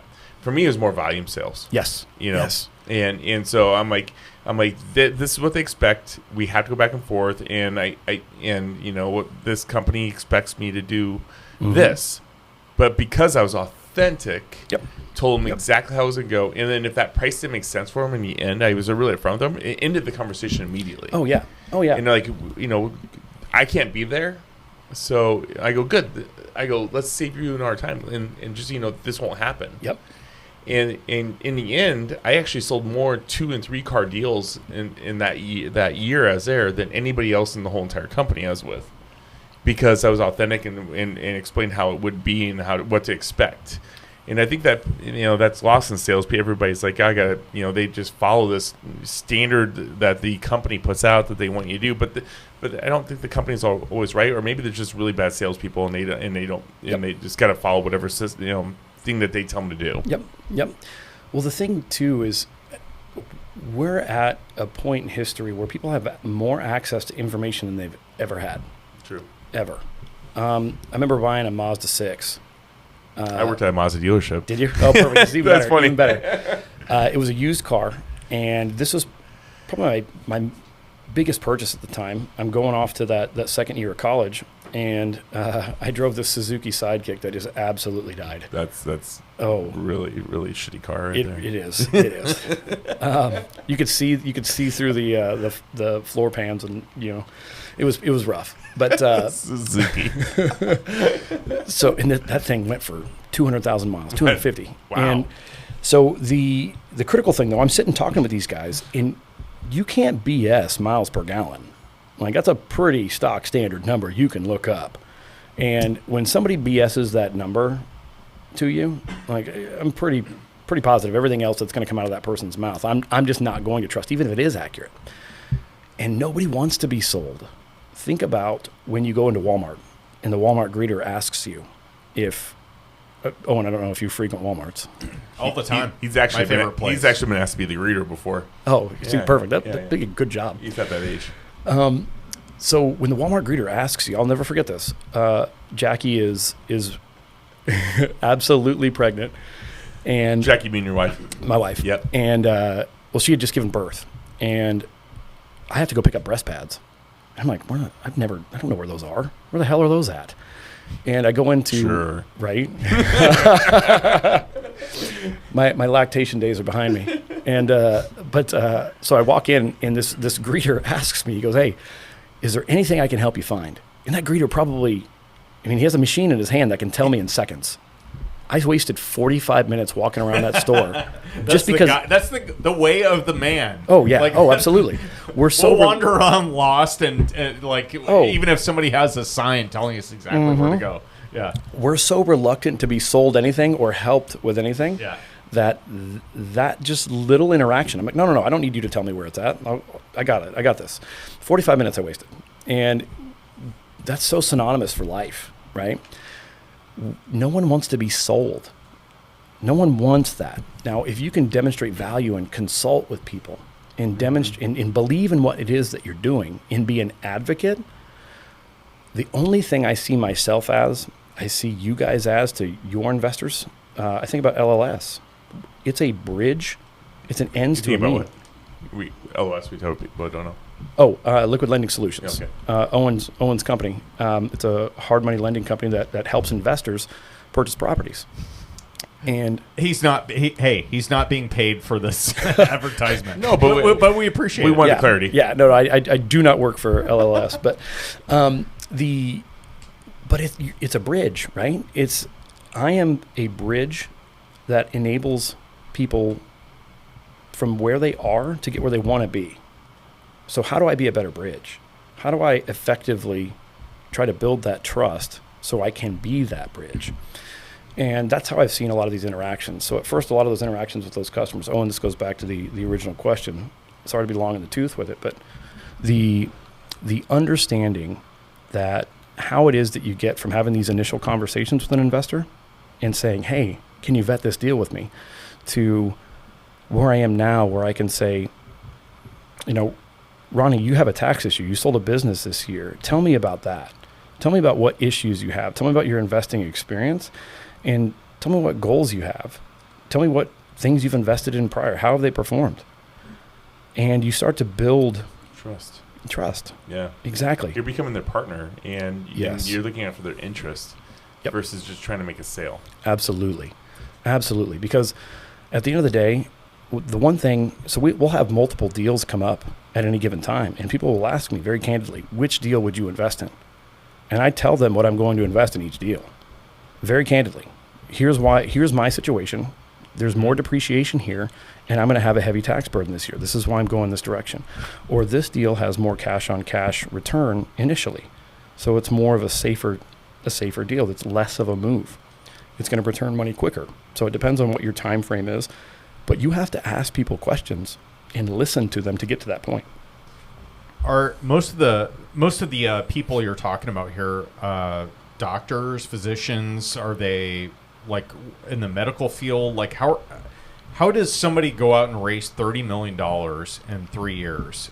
Yeah. Is it you have a captive audience? Like what you're describing sounds like insurmountable to probably a lot of people. Like, how do you go about building the blocks to accomplishing, like multifamily or whatever your goals are for investing? Like, how do you bridge the gap? So, one thing I want to say is, before you jump into paying for a mentor or coach, start to work on the principles first. And when I say that, work with people and find people in your sphere of influence or people that are close to that are doing what you want to do and learn from them. Bring them value. I don't care if you're crunching numbers for them or creating an Excel spreadsheet that just logs their investors for them or logs their pipeline of deals. Whatever it is that you can do that is within your skill set, do that first. Bring value and be willing to learn. Now, the reason I say that is a lot of those initial conversations with investors Chris had, I would just make the introduction. I would listen to Chris. Chris, you have this conversation, and I want to hear how you talk about these things. Because at some point, I can make that conversation my own, but I need to hear it a few times. Yep. And I need to trust it. And what I end up doing, and again, I was fortunate because I worked in med device, so I had access to a group of people that had significant amounts of money. Exactly. Significant amounts of money. They were high income earners. So, but I will say only about 20% of my investors are doctors or surgeons. And now that was the initial poll. And what from there kind of grew was, one, I asked about their friends. I asked if there was anybody who was interested. But who is it that people trust with their money? Well, people trust their financial advisor. They trust their CPA. They trust their banker. That's who they typically, the uninitiated person who isn't an operator or isn't actively engaged in some of these businesses, that's who they trust with their money. So I built great relationships with a series of bankers, financial professionals, and CPAs. And I said, look, it lends itself to your credibility, and we can build synergy if there is somebody who is invested in real estate or wants to be invested in real estate or who has a heavy tax burden. We can bring that value to you. I absolutely love that question. Who do you trust with your money? I've never heard it asked that way, but I love it. Oh, yeah. You're going to find out really quickly who is important in that person's life financially. And it's so telling. That's gold. Oh, absolutely. I mean, it's all about the discovery questions that you're going to ask when you're doing your interview, because it really is you're interviewing the client that you're potentially with, right? Yep. And your whole goal is to create connections and find some type of synergy, like you mentioned, where you guys have some things in common, but build that trust. And through questions like you mentioned, you're going to find those, deep questions where you can find out how you can properly help that person. Oh, absolutely. And that's where you create the relationship in sales. I've done sales my whole life, and I remember going into anytime I met with somebody, I always wanted to meet with them in their home. Yep. Because they're actually going to be the person. They unrobe, not really, not literally. Wow. And so that's different from some of the sales experiences I've had. I've never been on one of these sales calls, but it sounds awesome. When somebody comes Deuce Bigelow, when somebody comes male gigolo, when somebody comes into your office, they're going. They have they hold back, but when you're in their home, they're themselves because they feel the most comfortable. But on a sales standpoint, when you're in their home, you can look at the pictures, you can look at the things on the walls, the things that are in the room, and you can try to create I got that common, I got that in common, I got that in common, and it creates conversations that you can start bringing down those boundaries or unrobe, and then get to know the person a little bit deeper. It's disarming, right? Yeah, Everyone exactly. has their defenses up initially with anybody they don't know. So one, if you can build common ground, and again, when I say build common ground, I don't say it from a sales standpoint. I say it from an authenticity standpoint. Yeah. Be a real You're person. trying to become friends with the person. Yes. And that isn't for it's the a sake long-term of relationship you're going to have. Yes. Even if I can't, and again, it goes back to the butterfly effect thing.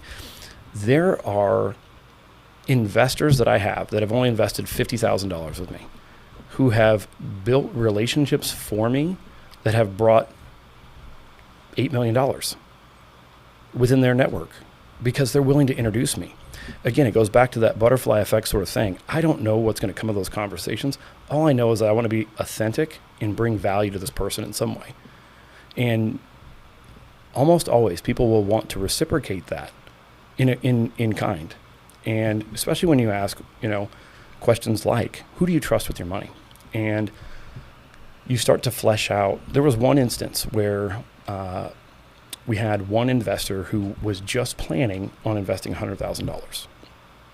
And through a series it took about a month, and it was, probably 6 different hour-and-a-half long conversations. But that person invested $750,000 in one shot. And this is where I typically begin to differentiate myself. And if you truly want to be unique in the space, one, obviously be authentic, but when you do what you said, Ted, you ask questions, deep questions where they're not self-serving questions. You're not asking them a directional question where you're trying to corner them into, hey, do you need a third row?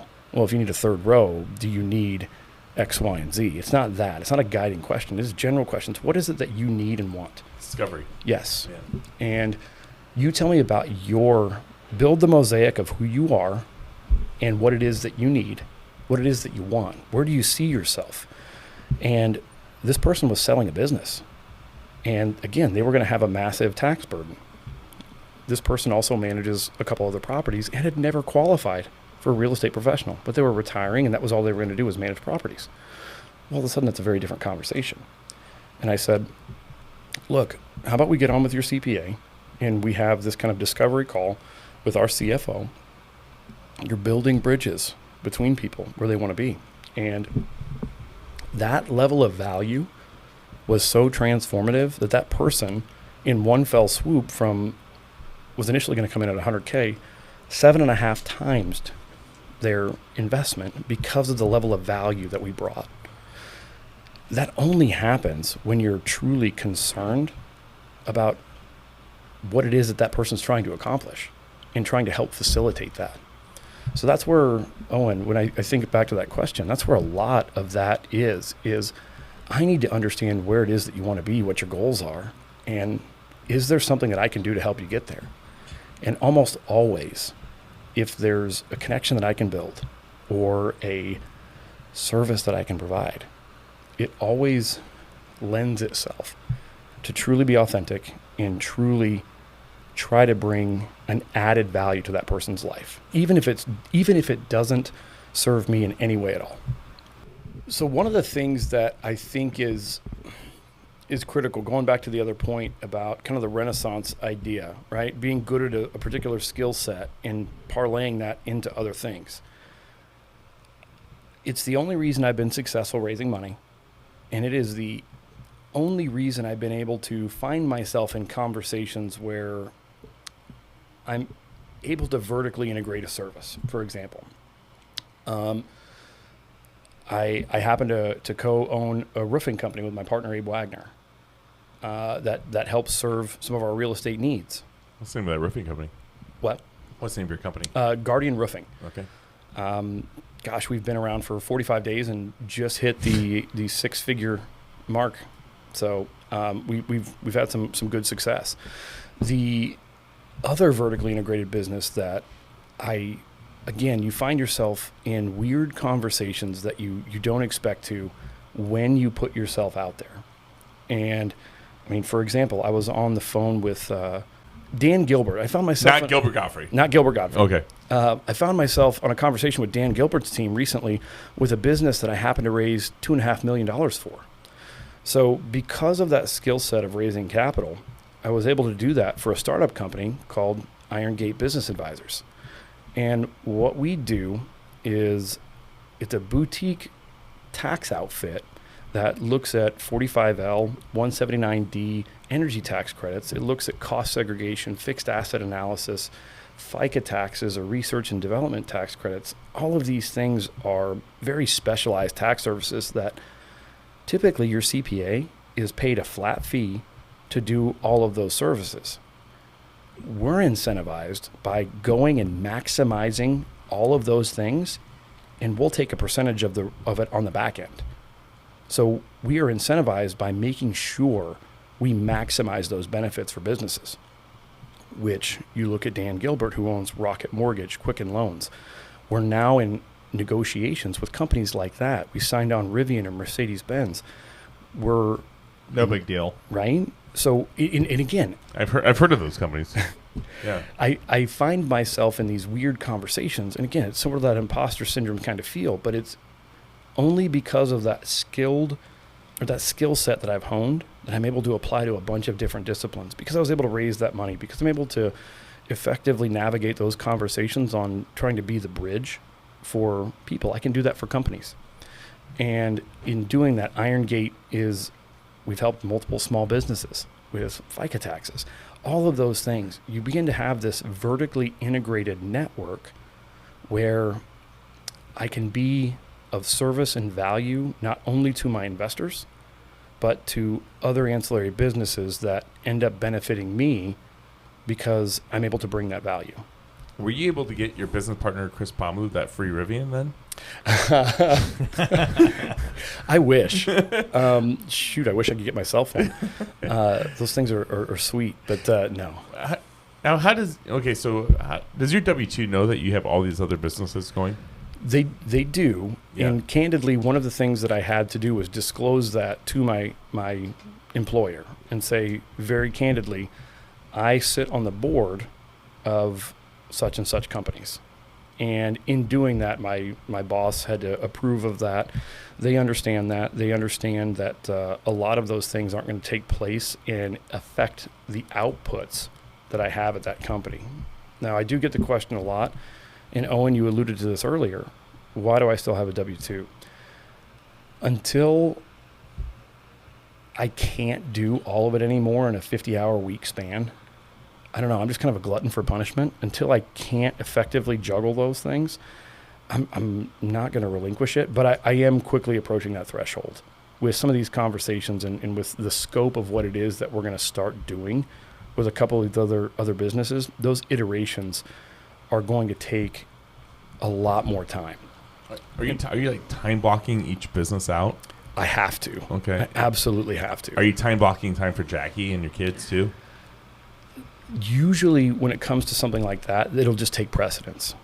If there's a date night, if there is a graduation, we just had a kindergarten welcome, right? That took precedence. So I will basically block time around events like that to where I can make sure that I'm there. I'm fortunate enough that I haven't missed, I think I've missed one baseball game for Riker, my 5-year-old. I'm fortunate enough that in juggling some of these things that I'm able to effectively navigate that for now. Now, do I think that will hit a point where I might have to be told by someone, hey, maybe you need to peel back on some of these things? Probably, because I'm kind of a work hound. But in doing some of these things, that's where I've had the freedom. Real estate has provided that freedom to kind of have that flex. Yep. Now, I agree. The W-2 is still the W-2. Mm-hmm. And that's going to have to fill those requirements. But outside of those requirements, absolutely flexible. Now, when it comes to transitioning, once I'm not able to fulfill those, that's when I'm going to have to bow out. And to be honest, that'll just give me time to supercharge everything else. So you have kind of supercharged money raising, and also you've got a big W-2 income, I would assume, from medical device sales. Mm-hmm. Is there an inflection point where it makes sense for you to walk away, or is it more of like a feel?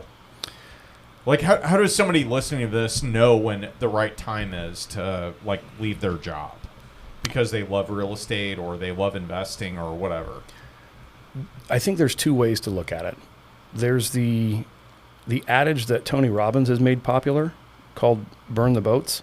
If anybody's heard of that, the way you quote unquote take over the island, if you're going to storm an island and take hold of it, is you get to the island on boat and you burn your boats. So there is no other way off the island other than to take over.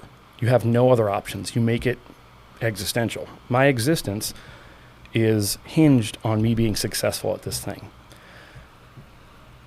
I don't love that. I think there's a lot of things that get in the way of that in the current world. And in our current environment where we can work remote and do some of the things, I can juggle those more effectively. I'm able to work remote with my marketing director job at this point and kind of juggle that effectively. So I didn't have to burn the boat, so to speak. I can feel that out. And for me, it's simple numbers. It's almost like underwriting. The cost benefit has to make sense. And I'm very quickly approaching that point where I'm going to have to make that decision. And it's based on feel. Am I able to effectively do the things that I want to do outside of work? Because at the end of the day, I hear so many sound bites on TikTok or Reels or Shorts that are oriented around grinding and working hard. And I think for me, my life work has always been a means to an end. It's always been, I need to have money to do things with my family or to provide for my family, to provide food, shelter, the things that we want to do, to create memories. Those are the things that are important to me. Obviously, there are some material things that I want to have and would love to have. Those come secondary to providing that stability. And it's always been a means to an end for me. And if I'm doing things right and effectively leveraging my skills, then I should be able to be more efficient with that. I shouldn't have to grind. Does that make sense? Yeah. So what I want to ask you is, so you're obviously a high achiever. The goalposts are always moving. Yep. What do you do when you accomplish a goal that's like, let's say it's a huge goal that you've had maybe for a while, maybe you felt it was insurmountable, and you accomplish it? What's next? Like, how do you not just, you hear stories, and Ted, you alluded to this earlier about like gold medal winners in the Olympics. Like, and I just listened to a podcast about this where they talked about, gold medal winners in the Olympics offing themselves. Yeah. Oh, absolutely. Or like somebody that's had a huge hurdle in their life, they got over the hump and now they're completely lost and fall destitute or whatever. Like, how do you keep going? I think, Ted, you might be able to appreciate this. You're a car guy. Our motors are tuned certain ways, right? We're all born with the motor that we have, the things that fill our bucket, so to speak. And for me, what do I do normally? It's instinctive for me when I approach the finish line of the goalpost. I never actually cross that finish line. That's what's weird.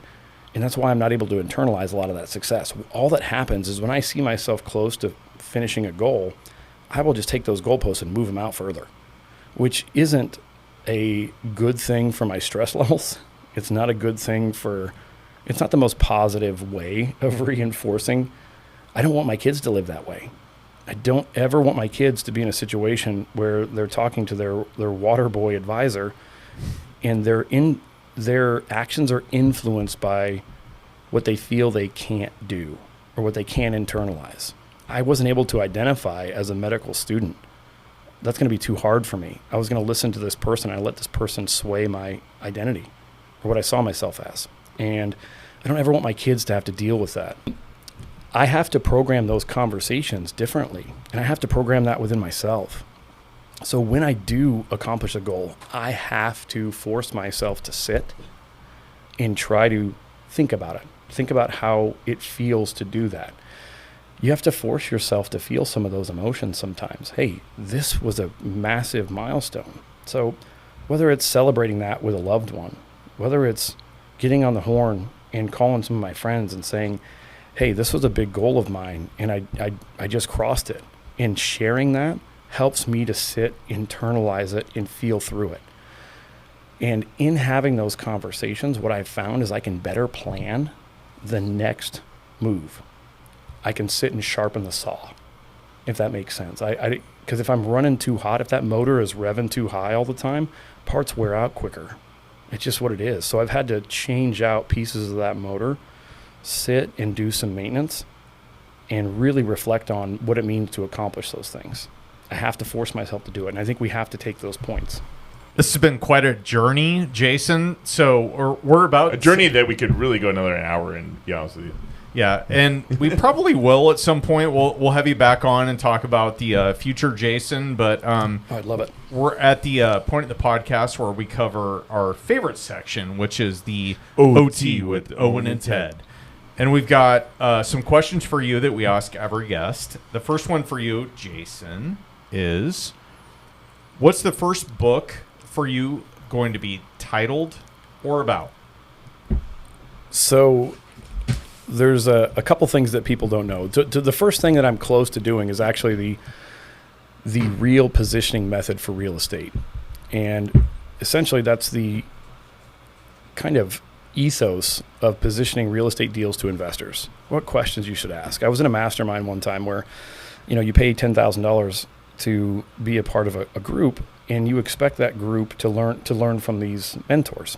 And when it comes to capital investing, there's not a lot of resources out there for raising capital. They tell you go where the money is. Okay, well, cool. That makes sense. Don't fish in the desert is basically what that equates to. I know not to do that. So how do I have those conversations effectively? And that's where the real positioning method comes from. It's the reality of your investor, their expectations or experience, the assumptions of the deal that we're positioning, and then how do you leverage that for success between the two of you? And there's questions that you ask at those stages. So that'll be the first thing that I probably actually do. But I'll be honest, my passion is for science fiction. So if I ever actually write a book, I want to write some science fiction. There's a project I'm working on that I'm just a glutton for that kind of stuff. The books that I read, I was a Tolkien guy. I read Dune. Dune's probably my favorite book of all time. So if I ever actually have time to sit and write, it'll be some creepy horror science fiction probably. I don't think anybody's ever said that like that. No, and you immediately caught my attention because I'm that guy also, and I've had a lot of conversations with Luke about this. Oh, yes.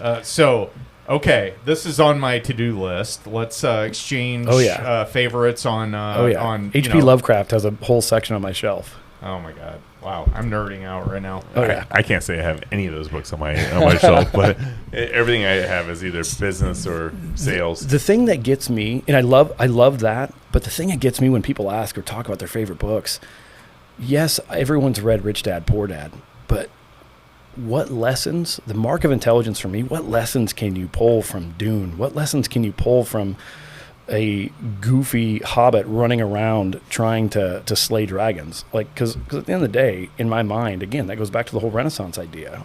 If I can pull lessons from the media I'm consuming, if I can watch Total Recall and take a lesson out of that movie, that I think is a cool mark of intelligence, is I can take something and learn and apply that. So I'm kind of a weird glutton for. But if you write the book on Racing Private Capital, your version, I'll read that, because I feel like I could have some success in that area if I actually went down that road. Oh, heck yeah. I would love to. I would love to. If you could interview anyone in the world today, and it's Jason Bell's podcast, who is it, and what's the one question you definitely want to ask?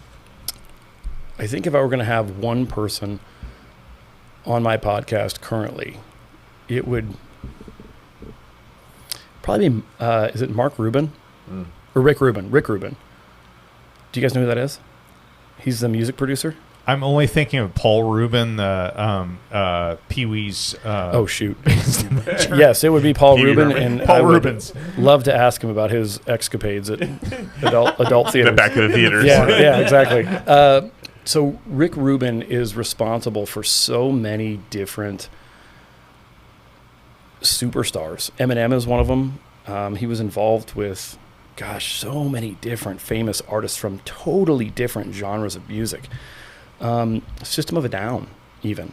We're talking total polar opposites. And there was a segment of Chop Suey, the part where the middle of the thing, where they couldn't figure out what to do for the bridge, and Rick goes to a book on the shelf, pulls it open, and starts scanning, and finds the entire bridge section of that song. This man, again, you think about a Renaissance man, you think about somebody who has this cool, unique skill set of creativity and can apply it to so many different genres of music. So the thing that I would ask him is exactly the question you asked me, Owen. What do you do? Like, when you've accomplished so much, how do you internalize that, and how do you pivot to what's next? How do you own that? Because that's something that I struggle with daily. Yeah, love that. All right, next question for you, Jason. We are at the end of your life, really sad. A lot of people showing up. It's your funeral, and you have somebody that's going to give your eulogy. Who's it going to be, and what are they going to say about you? In my mind, it would probably be my mother. And you know this about my mother. My mother's completely deaf. So it would actually be my mom and my dad. My dad would have to be her voice. But when I think about people in my life who have, again, I can't help but, for whatever reason, the theme of this podcast seems to come back to that skill set, that Renaissance idea. My mom was born absolutely deaf into a family into Malvern, Iowa, where it's just farm community. And there wasn't resources. She didn't learn how to do sign language. Did you know the family? Yeah. Yeah. Okay. Yeah. I didn't know that. So that's actually how me and Owen met. We were, I was at Jerry Reimer's meetup where he spoke. Yeah. And totally didn't know anyone there. And I end up meeting Owen, and we just stumble on the fact that he's from Malvern, Iowa, and he knows my uncle. And I'm like, oh my gosh, That's right? The Iowa connection continues. It does. It does. Again, these circles end up coming full circle at some point. It's God's country, Ted. Yeah. And so, tornado country also. oh my gosh. Yes. But when it comes to, I mean, she taught herself how to speak by holding tissue paper in front of her sister's mouth and watching the consonant sounds that it would make in the paper, and taught herself how to speak. She taught herself, like, that level of creativity permeated to every other aspect of her life. She was an expert sewer. She's made curtains for each one of my aunts and for all of us. She would craft these beautiful, like, wedding scrapbooks that she would sew, craft, and put together. She was an amazing artist. And when I think about the person who is just this kind, just conduit of love in my life, it's always been her. So if there was somebody who was going to paint me in the best light, it would be my mom. But it's because of the amount of triumphs that she's had. I know that she's always been my best and biggest. Her and my dad have been my advocates and celebrate with me. So that's who I'd want to celebrate that end stage with, is my mom. Who's your biggest life mentor or business mentor that you'd want to give a shout out to? Milton Williams. And that's my track coach, and kind of like my second father. He was, again, a man who had a very specific skill set, but has impacted so many people throughout his life. He gambled on me. I was this skinny, scrawny kid. There was nobody. Not literally gambled on you. Oh, well, I mean, he spent a lot of the school's money. He's like, how could this kid do in cage fight? Let's find out. That's damn near what he almost did. So nobody wants a 170-pound discus thrower, and that's what I was. And he was like, hey, I think this kid's got some gumption. And I'll never forget that recruiting trip. He was an Olympic-level shot putter back in the steroid boom of the 80s, and he was absolutely clean. He was the guy that they would purposely test to get clean results. Back when they only needed like one test from the entire team, he was the guy. And he was throwing incredibly far, placed, I think, 8th at the Olympic trials, and that was at the height of the steroid peak, and he was still beating everybody's ass. And he didn't start throwing shot put until he was a sophomore, junior in college. He was a point guard. That's what's crazy about his story. He was the skinny kid previously, and he saw that in me, gambled on me. And if Milton wouldn't have done that and had the foresight to see that potential and give me an opportunity, I probably would have ended up working I wouldn't have gotten a college degree. I would have worked at the same factory my dad works at. I wouldn't have gone out to see the world, and I wouldn't certainly be in this chair today. So when I think about somebody who's impacted the trajectory of my life and that whole butterfly effect that we've talked about, it was the opportunity in working with him that got me that first job in pharma. He was the one who helped dress me for that first interview, because, again, I didn't have the clothes big enough at the time, because I hadn't had to buy a suit in 5 years. You know, all of those things. He was the guy who's always been kind of the advocate behind so many of the big successes that I've had in my adult life. So, and he's continued to be that. We still talk on the phone every other day.